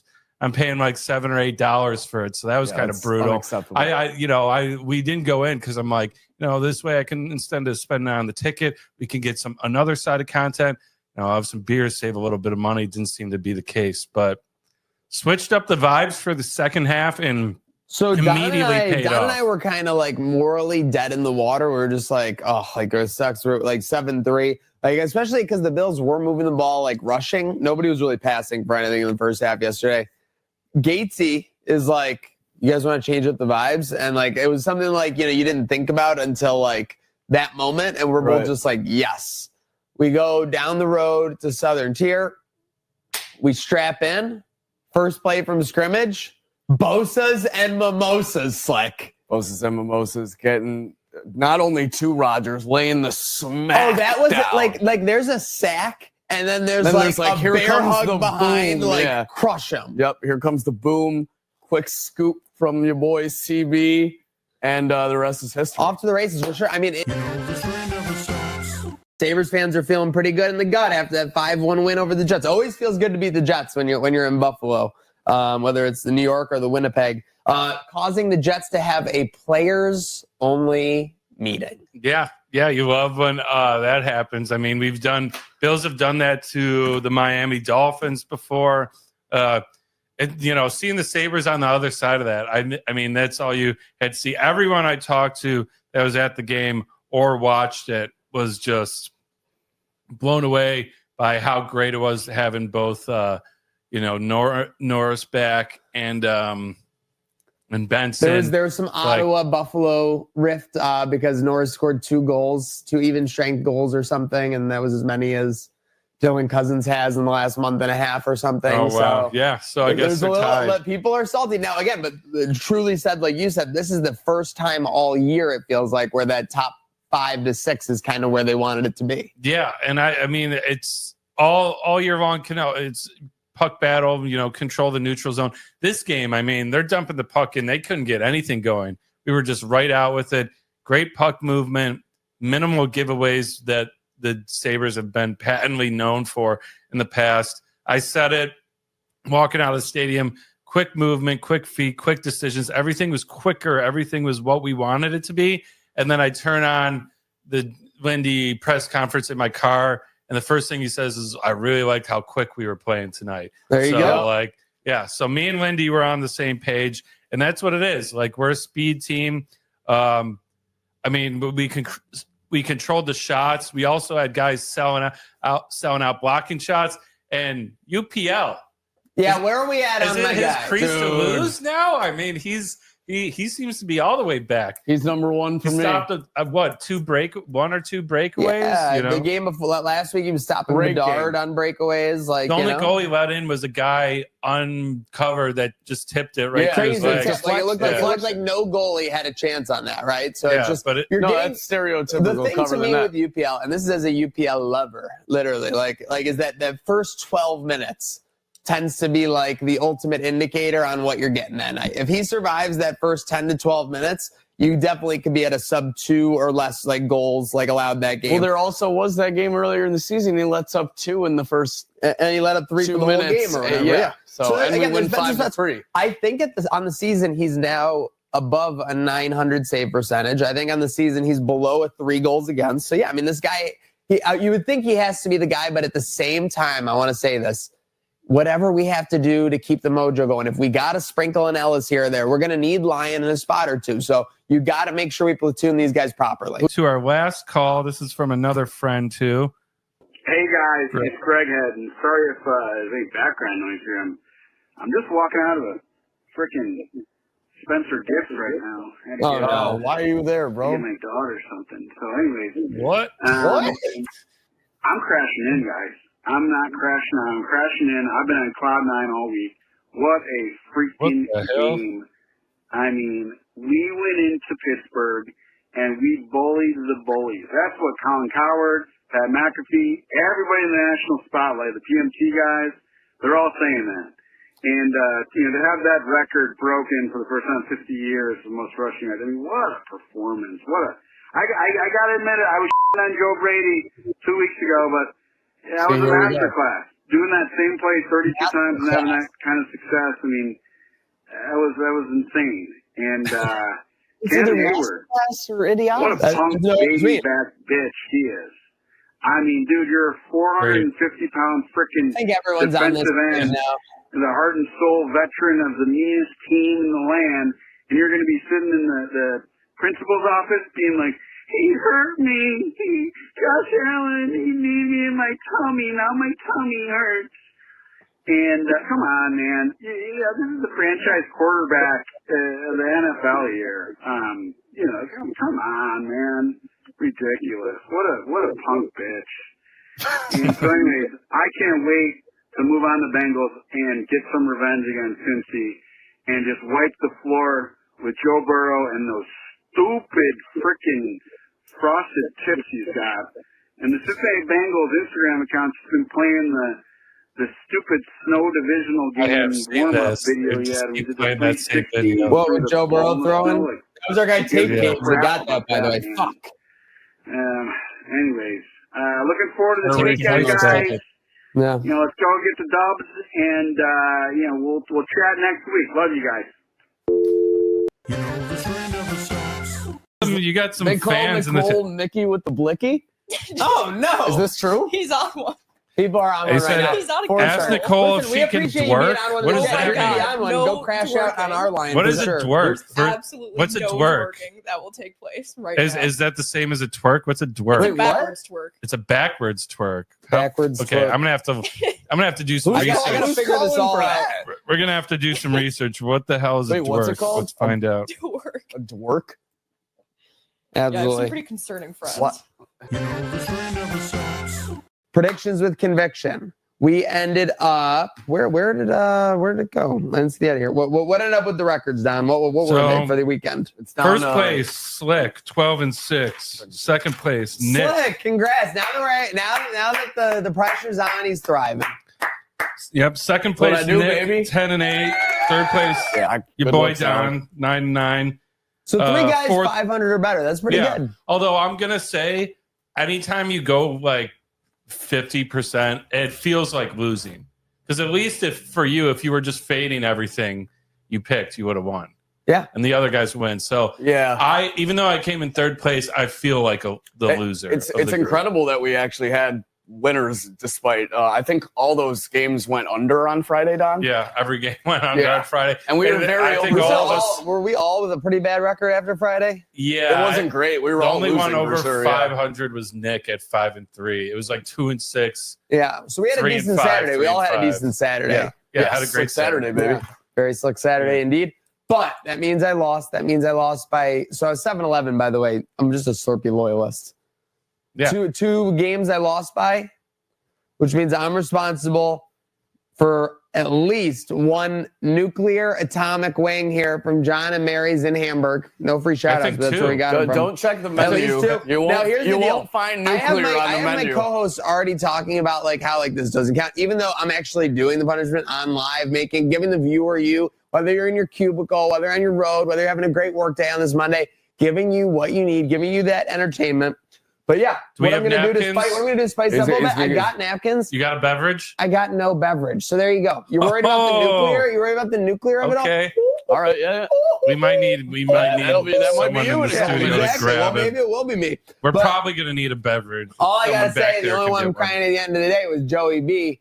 2 picks in the fourth quarter. Slick, take us back to the start of yesterday, getting ready to go to the game day lot. Got through the lot cast successfully. I don't think any equipment was harmed, so that's a win. That's a dub. No. Oh, we had a victim. Unfortunately, I wish should I pull up the picture of this of Gatesy's keyboard? Oh no, pull it up. Pull it up. Yeah. So, So listen, I sometimes didn't those mean to heaters. slight your keyboard. I'm So sorry. obviously, game day has these amazing heaters which keep you very warm when you're in the VIP tents. Toasty. It's just tempting when you're freezing, when you're out in the cold, the 20-degree weather, to get very close to them because you want to heat up so closely. For sure. It's like literally dangerous to be Yeah. that close because they do such a good job of heat up. Again, it's always safe. They're always monitored at the game day lot. We don't want anyone firing any losses. But yeah, it's like have you ever used the sideline heaters with the Bills? It's like a jet engine coming out. Yeah, I even put I had my white leather gloves on, and I put them up there, and they started to like burn almost after only a few seconds. I was like, look, there's smoke coming off it. That's cool. And then I realized they were burning. So they're fine. I pulled them off before things got too out of control. But I'm gonna need some. They're a little stiff. A little stiffer than they should be. Forgive that audio. They couldn't get me a sick mic. I had to make sure. I'm getting all the sauce here, folks. Where? I am trying to be a nuclear. We're 2 wings deep right now, so I've served my punishment more than I'm gonna have another though. I'm gonna keep going. Okay. There's no stopping this train. Yeah, no doubt, baby. Just like there was no stopping the train at the tailgate. We had a great lock cast. It was coming down consistently. The snow dumping. But it was almost more like rain snow. It made you more wet than like it made you like heavy. At the tailgate, because once you got into the game, that's when the real snowfall started to happen. And it only let up for like 5 minutes in the third quarter. I turned to the person next to me. I was like, it's finally not snowing. And then 2 minutes later, bit my words. But yes, successful tailgate. And then really got dumped on going into the game. How was your section? What was your experience like? My section was good. Again, frozen seats. So there was a frozen layer on all the seats. Your Of course, butts were getting wet for sure. Butt wet, cold wet. So I just want to say, guys, next time you don't think we're going through. Whoa, what the heck? There it is. All right, up. It's loading. It's well, loading. this is it. They don't want to show how badly this keyboard was burned. Okay.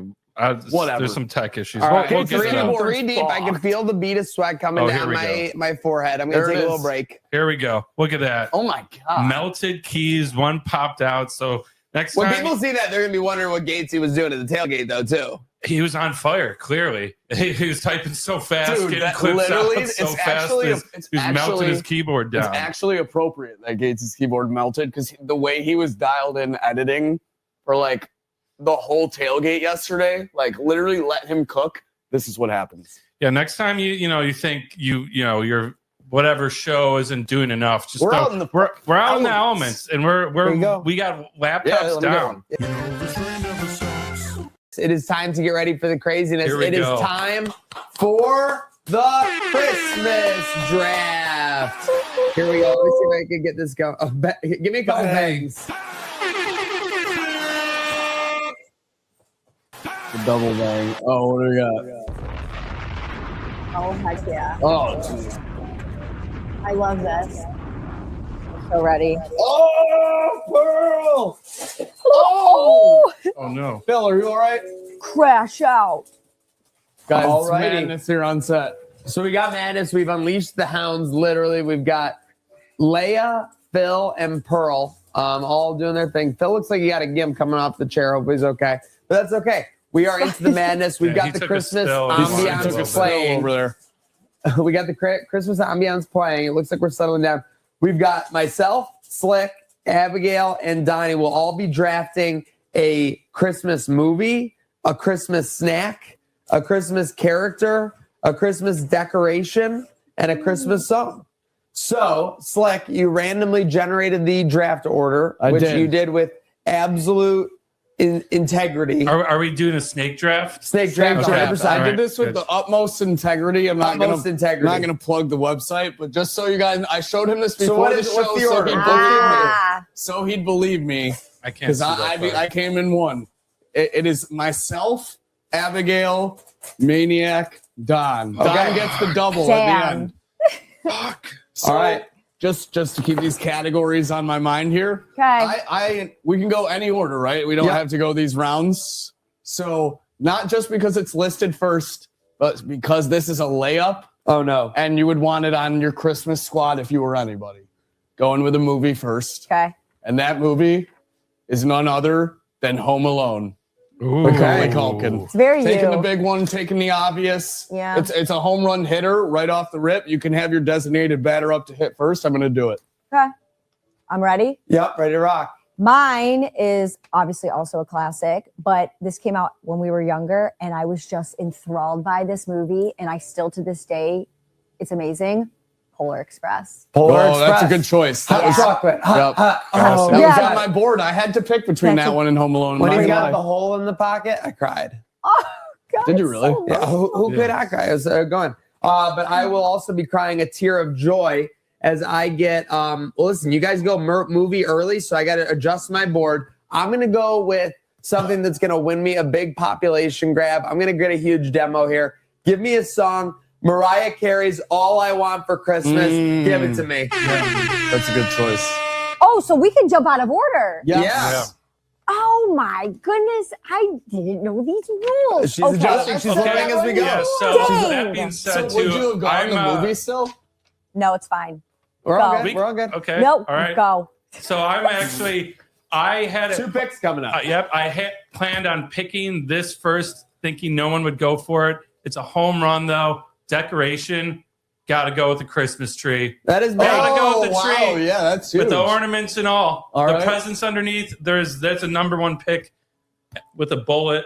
That is the number one pick. So for my It's a second 1A decoration. for my second pick, see, I like some deep cuts in some of these, so I'm actually gonna go to movie, and I'm gonna pick National Lampoon's Christmas Vacation. That movie is built around me and my dad's humor. It felt like that's my dad pretty much, with the roof lights and everything, and them not working, and then plugging it in, everyone getting blown away. So I love that movie. So I'm not gonna lie, I was about to do a movie, then I realized all three of you already have a movie. So now I can just wait till round 5 and get a great movie. Wow, how fortunate for me here. Thank you guys all. I mean, you probably already got yours locked. No, anyway. no. So I'm going to go with a character, and I am going to draft the first character of the Christmas draft. Welcome to the team, Rudolph the Red-Nosed Reindeer. I was tempted to go with Old Saint Nick, but I'm going to go with the showstopper, Rudolph the Red-Nosed Reindeer. You remind me of Rudolph the Red-Nosed Reindeer. Yeah, I could lead a team. Yeah. On a dangerous situation. Agreed. All right. Ready to rock, Abigail. I'm also going to follow with the character. Uh-oh. The backbone of Christmas. Give it up for none other than Mrs. Claus. Wow. Mrs. Claus. Mrs. Claus. Okay. Someone's got to feed that guy 365 days a year. Yeah. Make sure the elves are ready to go. I think I'm also going to pick a character here. Oh, No. I think I can get this character at a later. Yeah, you and at a Don are later- going to have to joust at on a character. At a later date. Okay. So I'm going to go first snack off the board. Oh. And I'm going to go with the gingerbread man. Okay. All right, gingerbread Classic. man. Classic. Not to be confused with the house, because you don't necessarily eat the house. I think we'll bundle in what you can eat under the house under that pick, though. Sounds Because good. not a lot of people just eat just the gingerbread Okay. man, so it wouldn't be fair to you. So we'll give you any gingerbread assorted item out of that. Gingerbread. The gingerbread community. Yes. But you have 2 picks in a row here. Do I? Oh, I do. Oh. Yeah. Snake traps. Oh, I do. Okay. Turn up. This is where I'm going to take the character. Okay. Oh, man, it's such a tough choice because I want to go for some of the unsung heroes, Yeah. but I'm going to have to take jolly old Saint Nick off the board. The Jolly face old Saint of Nick. Christmas himself.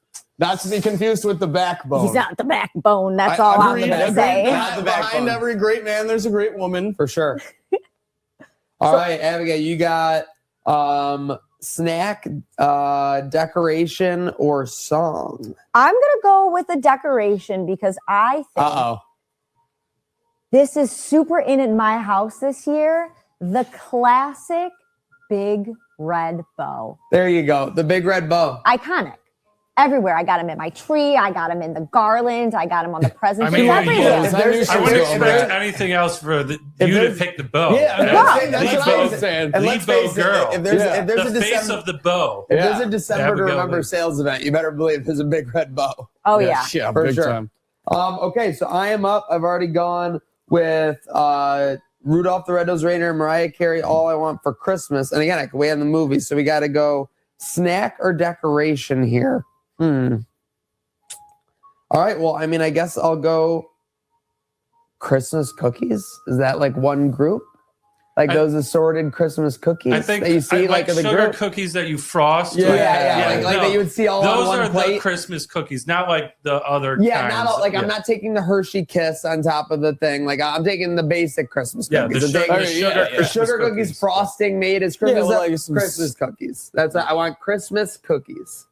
All right, so real quick, I want to say I'm heartbroken that she picked Mrs. Claus because I was going to pick a very deep cut of Mrs. Claus.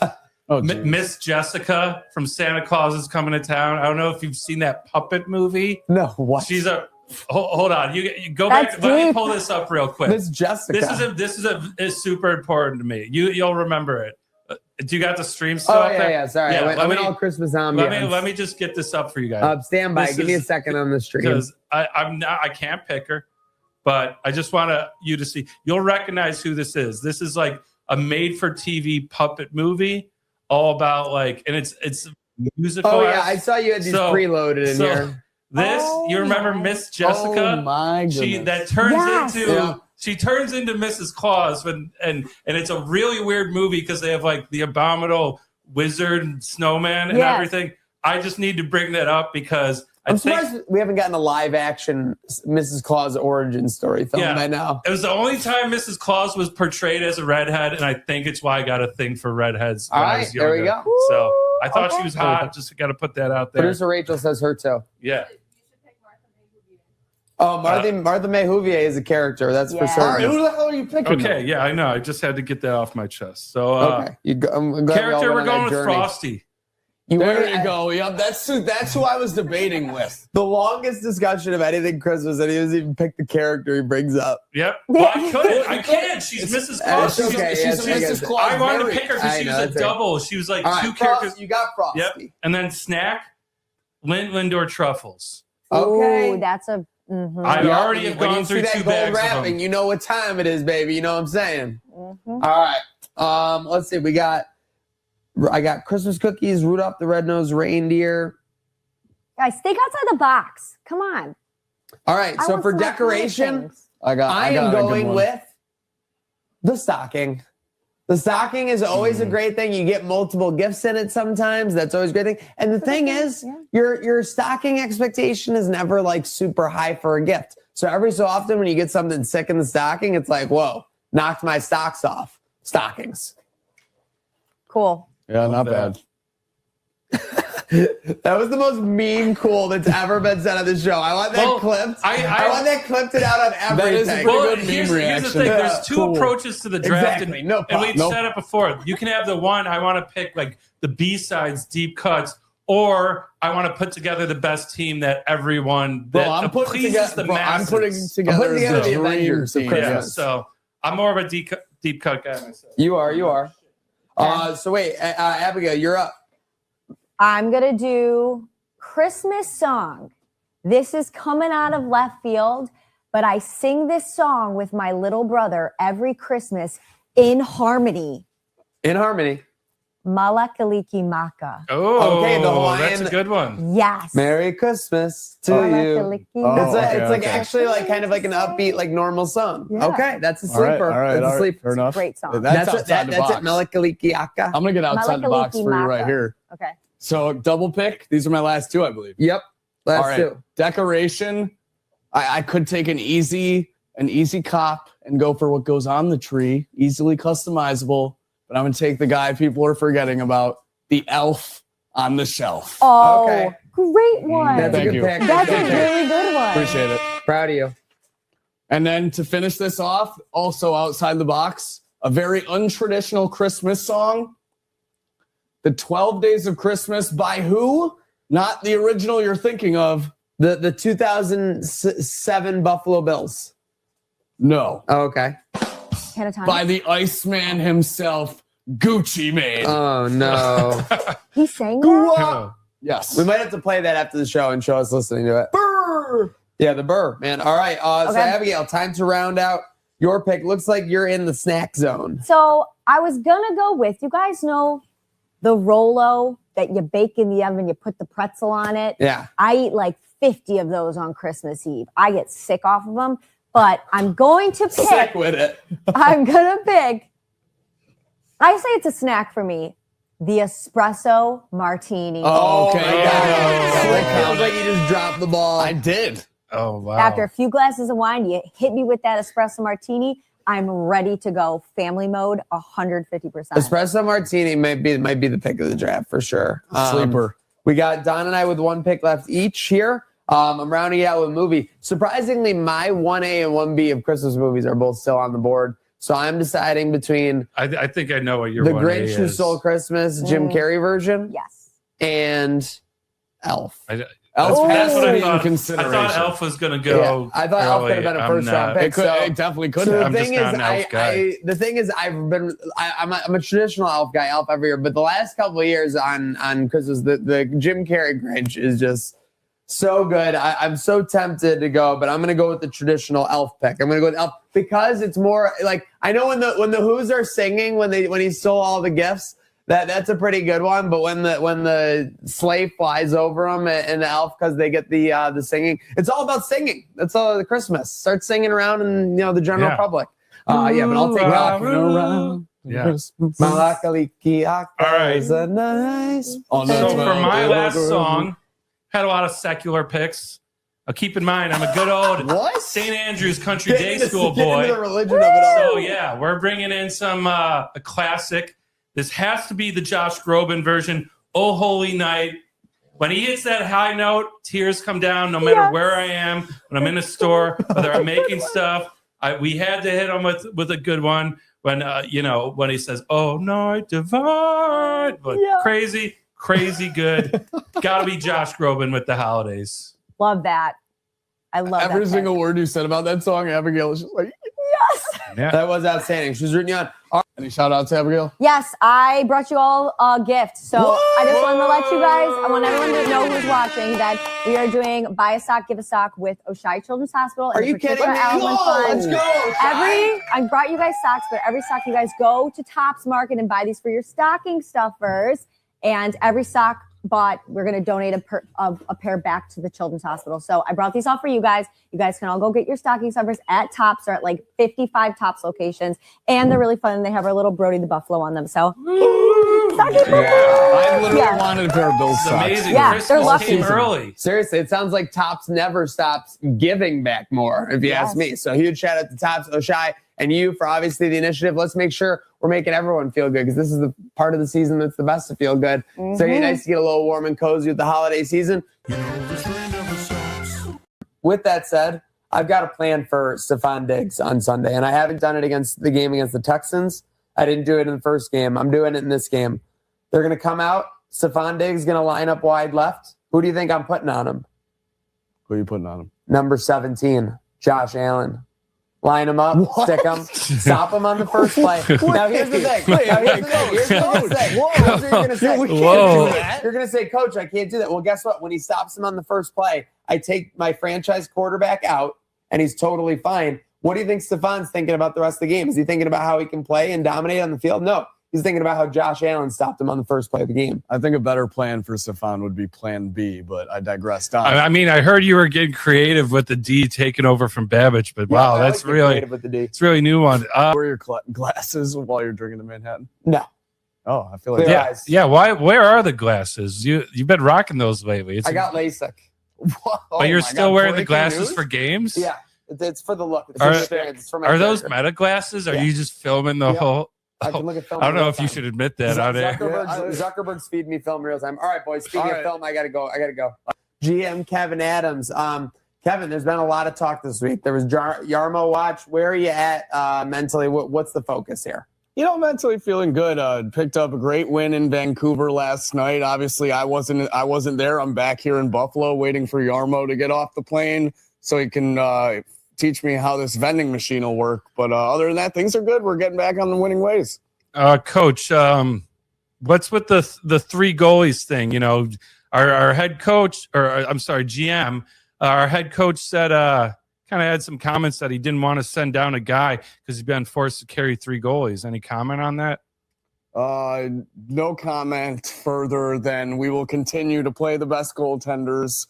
And, UPL's been playing well. The two young guys as well, battling for a spot. No comment on the send down.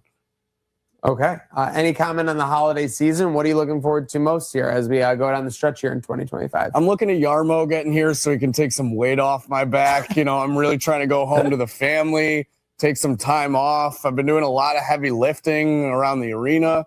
Looking forward to the holidays, maybe a glass of eggnog and some time with the family.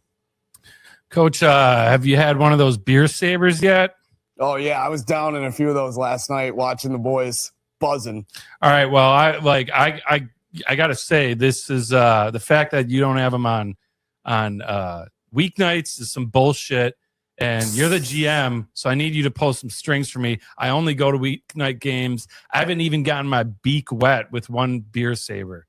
Can you do that for Don, me? I had the same issue as you, and I approached Terry with this matter, and he said we can't do the beer saber on weekdays. So I said, yes, Terry, you're the boss. I always listen to you, and that's where we're going from there on out. I'm not happy with the decision either, but what Terry P does, we do as well. So that's all.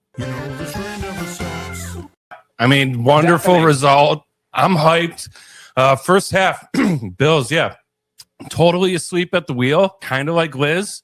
Just totally By the way, asleep. all credit. There's chaos in this studio. It's lucky that hasn't happened. We made it 40 plus episodes before we really had anybody. So let's quick clap it up for everybody. Yeah, no doubt. Since last incident, we're moving it down to a 0. And I gotta say too, I wouldn't want to be locked in the pink rooms listen, for the an pink hour tank, the pink tank. while having to listen to us. That's too, true. by the way. That's true. By the way, have mercy on our producer Alec as well, because I know my voice has been screaming. We've been talking monotone. I'm sure he's trying to figure out what reality we're gonna live in for the rest of the show, and he does it on a show basis. So huge shout out to him. But Don, again, it's about the Bills doing it on a game-to-game basis. They can't get over these second half adjustments as we get into the full game day talk. Yeah, I mean, it's we talked about it last week. This is it's a tale of two halves. This team, no matter who they're playing.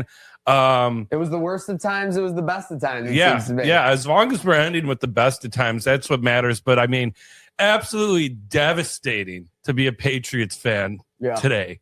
You're up 24-3 at half. You're lighting a cigar. You're like, it's over. 24/7. Sorry. But I got before we get into the numbers games, and we'll pull it back to the beginning. Now we got to go back. We got really. That's what I'm saying. We got into it. We got into it because we're very excited. We were talking about it. There's a lot of layers. You to can't this blame onion. us when you see a beautiful cake on the table. You're like, I want to talk about that, but we got to talk about the whole trade. But I just want to share. And speaking of hypocrites, and speaking of people that annoy me, and speaking of losers, and speaking of little bitches, I'm talking to you, Mike Vrabel. You're out on the field during this call. All I gotta say is, listen, you can say anything you want about McDermott, okay? Like, you shouldn't be wearing the glasses. Like, you clap too much. Like, all these things. Like, all these things are such low level, like sitcom, like little because you have Mike. You're Vrabel a fan of Al there. Qaeda. Pick it up. Pick it up. It's like there's a class you have to be held to as an NFL head coach, and you're on the let alone former player. Pick it up. Yeah, get out of here, Vrabel. Yeah. Ready, willing, and Vrabel to bitch. And then he goes on. Sorry, that's it. And then, oh no. Vrabel, what you need to do? This is what you need to do, buddy. Okay, Vrabel. Quit bitching, babe. In his You got to face. do it. Vrabel, I know why you're Quit pissed too, bitching, okay, cute- Vrabel? I know why you're Cute pissed. stuff. You couldn't beat Josh Allen as a rookie in 2018 when you came into Buffalo. You couldn't beat him in 2019 when he went to Tennessee. You're saying, why are there so many tourists at our game? No, it was just Bills Mafia took over Nashville in 2019, buddy. Now, 2021, the Titans did beat the Bills, but you didn't beat Josh Allen. Josh Allen beat himself. He slipped on a goal line carry he makes 9 times out of 10. So Josh Allen beat himself. Godzilla beat himself on that one, all right? You didn't, buddy. And the fact that you can't beat Josh Allen on a consistent basis, that's what drives you nuts. You got away in the first matchup, and you got owned in the second half of this matchup. And how do I know they got owned in the second half of this matchup? Why were you feeling so good in the second half? Tell me why. 5 consecutive touchdown drives by the Buffalo Bills. So when they went back down 31-28, they had scored on the last 4 drives. That was why you're going. Do you know how many times that's happened in the NFL this year? How many times did it happen in the NFL this year? What's that number behind you, guy? 0. I think it's a 0. 0 other times in the NFL this year. According to my assistant with an A and an I in the word. The donut. Yeah. 0 times in the So Josh Allen didn't just become father to these Patriots in the second half. He absolutely daddied them. Sabres fans are still riding that GMKA fired, smoking on that GMKA pack, I guess the kids say, Slick. Yeah. I mean, Sabres fans are rejoicing, not because they know that this will be a good move, not because they know good hockey is yet to come, but because something was done in the front office. Terry made a move. It wasn't selling the team, but there's something to be happy about. Apparently, Maniac, Terry was a little butthurt by these early chants in the beginning of the season. We'll sell the team and fire Kevin Adams when the fans were chanting early. I think this is a 5-0 loss to the Devils at home. I think we were in attendance for this too. I wasn't for this game, but yeah. First of all, complaints. There's been former players that have thrown shade about like, oh yeah, the owner actually attends these games, like about Terry not showing up. Finally shows up to a game because the Sabres were kind of doing well. They do the classic thing, lay an egg. He's in the house to hear those chants that were so, you could record it with your phone and hear it posted on social media. And according, I'm going to give credit where it's due. I was listening to Paul Hamilton talk about this, and he said he got his feelings hurt pretty badly about this. And where's the leak? I mean, is it obvious? Where this is all, because now we got the Tuck contract. I mean, him even like leaking out that his feelings were hurt is just pathetic to me. Well, I think it only comes from someone that was with him. I don't think Terry would have. Anyone and said my feelings are hurt. That's not a flattering. Let it be known, like in front of But Paul he didn't Hamilton. let it be known. He's like, what? He was probably in the box with the E team, the executive team, and literally was like, "What's happening?" By the way, as we speak right now, Terry Pegula is at Sabres practice. That's vague. Yes. Yeah. So Yarmo's already getting Terry in the building. If you weren't happy with his attendance rate, it's already up. Yeah, I mean, my complaint about him wasn't ever like that he was like a terrible owner in the case of like he was actively making decisions that were like ruining the team. It was really more the opposite. He was more of an absentee guy, right? Like he wasn't, pun work. There wasn't big moves being made to KeyBank. There was just a going through the motions about it all. So this is a great opportunity for some redemption for him, and I like it because it shows that, hey, if you're a fan and you think you're not being listened to, well, guess what? He heard you loud and clear. Welcome them on here at Trainwreck today. I believe we have Caitlin and Marcy Barker. Yes. There we go. All right. Well, first off, Marcy, is this or no? Actually, I'm going to start with Caitlin. Caitlin, is this a typical game behavior at the Barker household? Is this just another game day to you when you see Marcy running around? Yeah. It is every single game day. I just so happened to pull up my camera and get on video, but it is every single game. So for me, again, I know that this she's gets squirming in her seat. She's so excited. Marcy, it's unbridled passion. I can just tell. I was in the other room when we brought him into the green room getting ready for the show. I could hear the passion. I could hear the excitement. And that's what we need every day. So walk me through this past Sunday's game, Marcy. Obviously, we're down 21-0. What were your emotions at that point? You never give up. You always believe. I learned that from the Ravens game. You stay in it to win it. I have procedures that I go through. So it starts out with a Zuba can of a choice beverage. I have I have the same exact pint glass because I collect them. And then we have the game attire. I wear the same shirt under the jersey. It's very methodical, but the more we're down, the higher we've got to pump up this crowd, and we are finger crossing, we're praying, I'm kicking, I've got to hit slap the couch. It is passion 100%.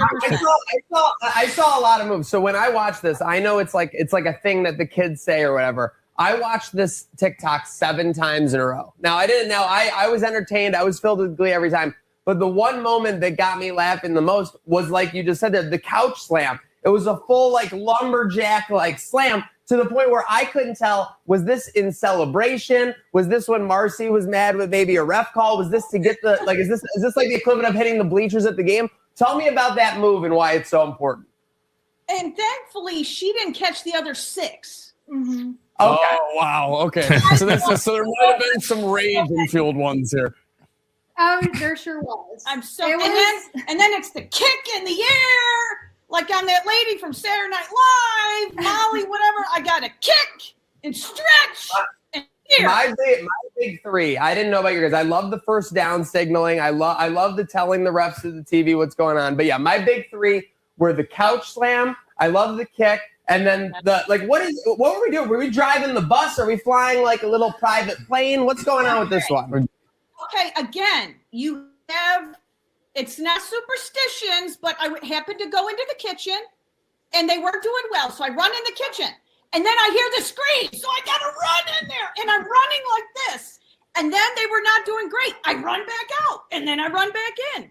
It's what works. It's what works. You got to find what works. And Joshy came through. I mean, we always what hope more can Joshy you comes say? through. Joshy came through, and it was because Marcy was doing her part. These guys know a little bit about that. These guys once spent an entire quarter in the bathroom because the Bills weren't doing too well. So whatever it takes to will our Bills back into play, whether it's you steering the train from the kitchen to the living room or whatnot. When did you know that the Bills were going to win this game? What was the action in the video? It was like, okay, we're winning this game. I know, like, we all felt that way when we tied it up. But was there one specific action that we can point out in this video? I think it was when I was standing, and again, I'm standing in front of the TV, and we're doing the, and I think, okay, it's working. I'm working. Mo is reaching, and it's working. So this is where I backed off on the beverages because it was going to be a long game. Long game. And so I had to save them. I have to save them for the. We've got playoffs. We've got to limit them. Space it out. I love this. Yeah, listen, it is a marathon, not a sprint. The Barkers are telling us about it here live on Trainwreck today. Heard of Buffalo Trainwreck Sports. So let's get into a little bit more of our fanhood at the Barker household. Who are our favorite all-time Bills? I know obviously Josh is a more recent stud on that Mount Rushmore, but maybe who are some of our favorite Bills from years past? Okay, I mean, again, I lived through 4 Super Bowls, so it's that is my Bruce Smith. Bruce. Bruce. You can't. I love that. So his favorite out of those. What about? It's Joey. Okay, about Bosa's and Mimosas. Yep. Okay. Yeah, who doesn't love the Big Bear JB? Joey, or is she talking Buffalo Joe? Oh wait, which Buffalo one is that? Joe? Is it Joey Andreessen or Bosa? Okay. We love all Joes here in Buffalo. I It love got to be that, clear, though. just because there is one under the name Buffalo. Team communication to get on the right page here on this Friday as we head into a Cleveland weekend. What about like a favorite moment? Do you have like maybe a favorite stadium memory, or like I know you? We were talking. You live out of town. I don't want to dox you, but do you have a favorite moment maybe at the current stadium that you've gone through? Yes. Okay. So I've been to one game. It was a preseason game. I have my little certificate here. It was against the Colts on August 13th of 22. Took my son. We had front row seats, and I'm laughing my face off because I was padding the pads on the line, holding up my certificate as I waited in line. I felt like Buddy the Elf with all the other 5-year-olds getting my certificate. And I'm pounding the pads and throwing my sign. This is my first game. The cameraman, shocking, he hears me. Now I'm a jumbotron. Best memory ever. So the cameraman got you. You got your moment. Got it. Got it. Nailed it. Unbelievable. Got it on camera. Wait, my cousin, she and her husband, Jeremy, my niece, and season ticket holders, they live in Hamburg. They were up in the seats and they're calling, I see him, I see him.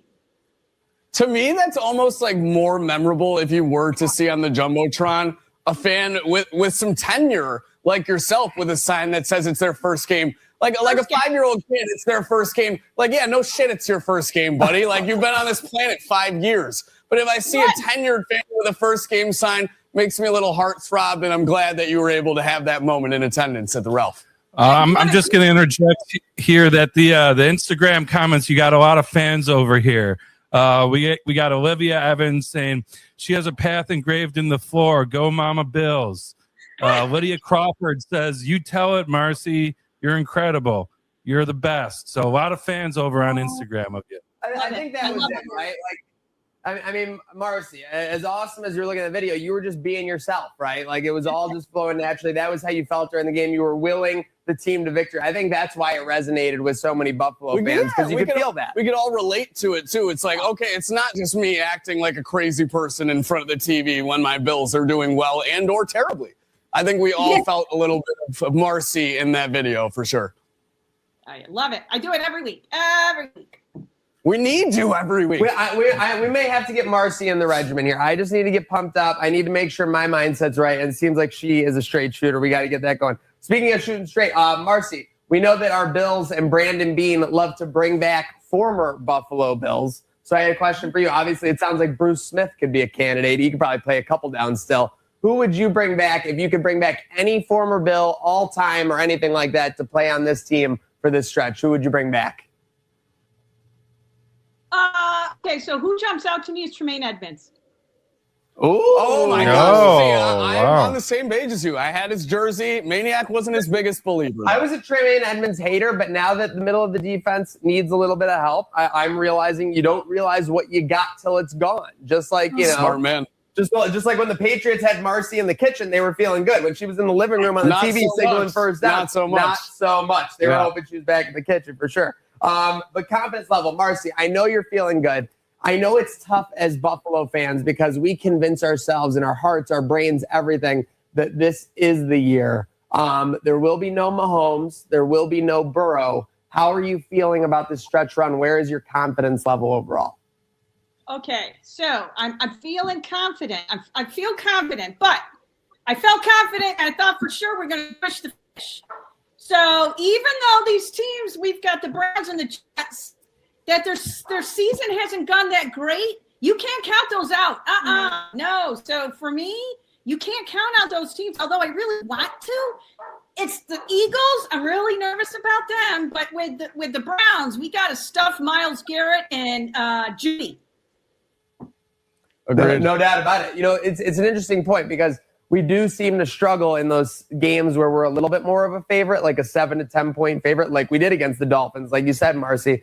To be honest, it's actually a good talking point. Are you more worried about the Browns and Jets game combined or the Eagles game where they'll likely be up for it? So we'll have to be there. We'll have to get further input from Marcy as that goes. But obviously, we are into Cleveland week. How are you feeling about this Cleveland matchup? We've got Shedeur Sanders. He just kind of took the throne of the Cleveland QB. Are you feeling confident in this Cleveland matchup? What do we got to do to be successful in your mind? Okay, where I think our positives are, it's our weather. It's our kind of weather. And I think for sure we stay healthy. Knock on wood. Stay healthy, and we're getting them. Everyone. We're getting them. We're believing. I like that. Yeah, it's that time of year. It is believing season. So, Marcy, I know we're believing. Thank you so much for joining us on Trainwreck today. Yourself as well, Caitlin. Thank you for making this happen. What's on the Christmas list? What's something besides the Buffalo Super Bowl? Plans? What's something besides the Buffalo Super Bowl that can make the holidays that much more special for the Barker family? Christmas came early. Chiefs are out. I couldn't have said it better myself. That's it. Just leave it at that. But hey, one game at a time. And home field advantage. Christmas gift. Win the division. Home field advantage. Okay, so let's have the Ravens take care of business. Let's have the Bills take care of business this weekend. Thank you very much, the Barker ladies, for joining us on Trainwreck today. Thank you for coming in. Go make sure to have yourselves a good day now. Thank you very much, ladies. Have a good one. Thanks. Go Bills. Go Bills! Yeah. Speaking of burden to bear, you guys can give it to me. Yeah. Well, okay. So I'm also What are you smiling about? I was like 8 o'clock. This is perfect. We have Sunday Night Football and Sabres. I'm going to build the Buffalo Dream Parlay. Oh, Sabres no. money line. Oh, so you're really mad. And at me. Ravens -3.5. I put a bunch of the earlier winnings on it. Everything's looking great. Everything's looking fantastic. Second half, they go up 11 Ravens. I'm like, all right, just hold on. Back up QB in. Keep running it with Henry. I look, Trainwreck tweets out, dunking on how the Patriots haven't scored this many points in the last 6 quarters or 4 quarters, whatever it was. And immediately 5 minutes later, get a touchdown. It did happen very quickly. Get a touchdown. Ravens don't score again. And yeah. And Like, not Patriots only don't win. score again, like It was a classic like mush. they lost. Like they lost the game and then had to come back like with a chance to come back and fumble the and ball. didn't even get across half field. So it's just No. like they didn't just lose. Like to lose with like 20 seconds left would have been like, oh, heartbreak. Like they got throttled. I mean, like yeah. absolutely just blew it. I mean, there's just questionable decisions too. Again, by Harbaugh. Like, where was Derrick Henry? Everyone wants to know where Derrick You don't Henry have was. Derrick Henry in for your last, drive, like not once, and he's been like ripping off 6 yards a play. Just doesn't make any sense. And so I don't know if for the folks that are superstitious or maybe a little stitious out there in the gambling world, we call what happened a mush. And it's not when it's anyone's fault, but someone tweets or says something. It's not the reverse jinx. It's like a reverse jinx. You're like, oh, well, this one's over. Yeah, exactly. So he dunked on them not scoring points, and so yeah, I actually, you can talk to Haley about this. I was pretty livid. I can believe I was that. pretty livid. I didn't even retweet the post. I'll admit that because I was like, dude, it's was too watching this early. game at the hotel bar with none other than Mike Bunt. Oh no. Yeah, we weren't reacting well either. 364 days to assemble these reputations and 1 time to truly assess them. So we are getting into it with our nice list. We've assembled a list of maybe people that we thought have been nice, well-charactered, well-mannered, behaved well in 2025. I'm going to start us off, and I think you guys might be angry at me, honestly, because I think I picked at some low-hanging fruit. Our friends who we've been teamed up with all year and have done so much well in the community, Sweet Buffalo, Hope's Totes, the Kroom Photos Family Foundation, Buddy's Second Chance Rescue, and more. A huge shout out to all the organizations, even to the Salino Truck Wrap organization, which raised all kinds of awareness for danceability and more. A huge shout out to them, and they are at the very top of my nice list for 2025, Slick. Yeah, pretty low hanging fruit. I know, gotta say. I took it and I admitted it. It's okay. Somebody had to do it. It's great that we're acknowledging those organizations. My nice list, it's not a low hanging fruit. It's just a layup per se. He got paid. It's been a big 2025, a career 25 for James Cook. When James cooks, we say, yes, chef. I'll have another. We'll have another career year leading the league in rushing yards, leading the Bills with his touchdowns, and massive contract extension in the offseason. James Cook isn't stopping yet. Great 2025. He's getting a big bag and is on the nice list this year. Even if you were pro-signing James Cook, I don't think anyone could have predicted what would happen after all that and all that. Absolutely not. Yep. Like almost averaging 2 a game, it feels like. A nice return for Bills fans, and it's been nice for James Cook, I'm sure. Don, what's looking nice for you in 2025? Yeah, this I'm gonna keep up with the trend of maybe obvious low-hanging fruit, but our girl, the queen, Haley Steinfeld. Wow. Yeah. Huge movie with Sinners. Brings their career to a whole nother world, and now bears child. Yeah, I mean, that's just an amazing. That's like a dream scenario for anyone. If you want to start a family, is bang, you reach a career goal, and you're like, you know what? Let's have a kid. I mean, spoiler alert, this year she killed Michael B. Jordan and had a kid with Josh Allen. Now, hard to do better than that in a calendar year. So, very nice performance from Haley Steinfeld. Whoa, Lindy. Coming in with that swagger. No more sad Lindy with the fedora. This is 7 straight Lindy. Yeah, boys, Don. I appreciate you having me. You know, you made fedora comments last time. I told you it's because we weren't winning games. what do you know now? 7-game winning streak. The fedora's back and looking sexier than ever. You are looking sexier than ever. We're Thanks, selling man. out games. I don't You've get- got it feeling like 05, 07 in that arena. Thank right you. now. That means a lot. I don't get that a lot these days. People are saying I'm going to ruin my legacy. Well, yeah, tell you what now. 7-game win streak. Stick that in your juice box and suck it. Why don't you, Dreamboat? Yeah, I mean, I'm on the Darlene. I've been drinking the Kool-Aid Yeah, attaboy. I since see day you. one. Yep. So, Coach, we got 7 straight. We're looking for 8. What was Christmas like for you? Were you just so focused on 8, or were you enjoying some time with the family? Christmas is good. Played some pond hockey with the kids, the grandkids. Got a couple mugs of eggnog. But tonight I'll be hitting the film hard. We're bringing on Boston tomorrow. Notoriously hated team of mine. Milan Lucic is still a fucking scumbag. So that's really all I got to say there. Looking to get 8 in a big fashion over a team that we hate. Seriously, we're the hateful 8. We're looking for it. But with that said, what's the key for this team not letting up? We've had runs like this in the past. What's the key for this team to keep that poise, keep that passion going through the next year? The boys got to stay healthy. We got to keep the trainers massaging Oslin's shoulders, Benson's feet, whatever it takes. Tage is on a roll. Keep him healthy. Keep him happy. Keep him in the Justition fit. Whatever it takes for these boys, just keep playing good hockey, confidence in each other, and we'll find the back of the net one way or the other with some grit and, most importantly, Don, some gut. Love it. Yeah, the gut has been paying off over time. Listen, I got the best gut on the team. I don't want to brag, but it's a lot bigger than it was in 06, 07, Maniac. Yeah. Coach has the most gut in Western New York. We love it. What's your favorite Christmas meal to fill that gut with? Oh, I'm a sucker for gingerbread cookies, Don. When I see the little fella, it just brings a smile to my face. It reminds me of Shrek. Eat it all up, doing the little voice in my head as if I'm consuming him like an actual person. Unbelievable. Well, thank you very much for your time, lady. By the way, how are things around the office with Jarmo? Jarmo's great. We're feeling better than ever. Undefeated in the Yarmo era. That's all anybody can say around the office. Yarmo! And then they give him the little Wolf of Wall Street. Oh, wow. He's not leaving. He's not leaving anytime soon. Is that you saying you're not leaving? I'm Yarmo not tried leaving to, either. There were little whispers. Yarmo was trying to maybe give you the move. There were whispers. No matter where I will be, I will stay in the building. That's all you should know going forward. Okay. Love to see that. Thanks for checking in with us, Lenny. We'll let you get Appreciate back it, to boys. Go Swords. The holidays, we love to reminisce, right? We like to think about past holidays. And I was just sitting around thinking about how I fired Rex Ryan the day after Christmas and how well that's worked out for me.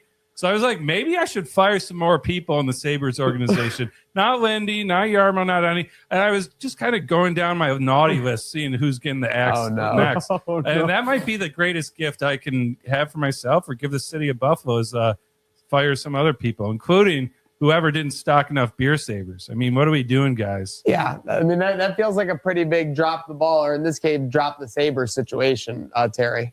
Yeah, but overall, positive. Again, like sometimes the darkness leads to the light, and that's how I'm feeling. The time is now. So let's cook it. Let's keep going, Sabres. Let's get to 15 for Maniac. All right. If we get to He needs it. 15, I will dress his saber tooth for a week straight. Will you rappel down from the ceiling? Yeah, our they let me from the, approach our current guy Saber because OSHA got all up my ass about that and hasn't let me do it since. But if we could get a private contractor, I think we can do it. I think OSHA's on your ass about it. Just a couple more things than just PETA, OSHA, Yeah. they were on everything there. But hey, Terry, thank you for taking time. Any final holiday thoughts or shout outs for everyone out there? Listen, let's go Bills. Let's go Sabres. And let's go I was Bandits. going to say, you own the Bandits. We too. deserve to have 3 good teams at forgot. Buffalo, and the Buffalo dynasty is coming.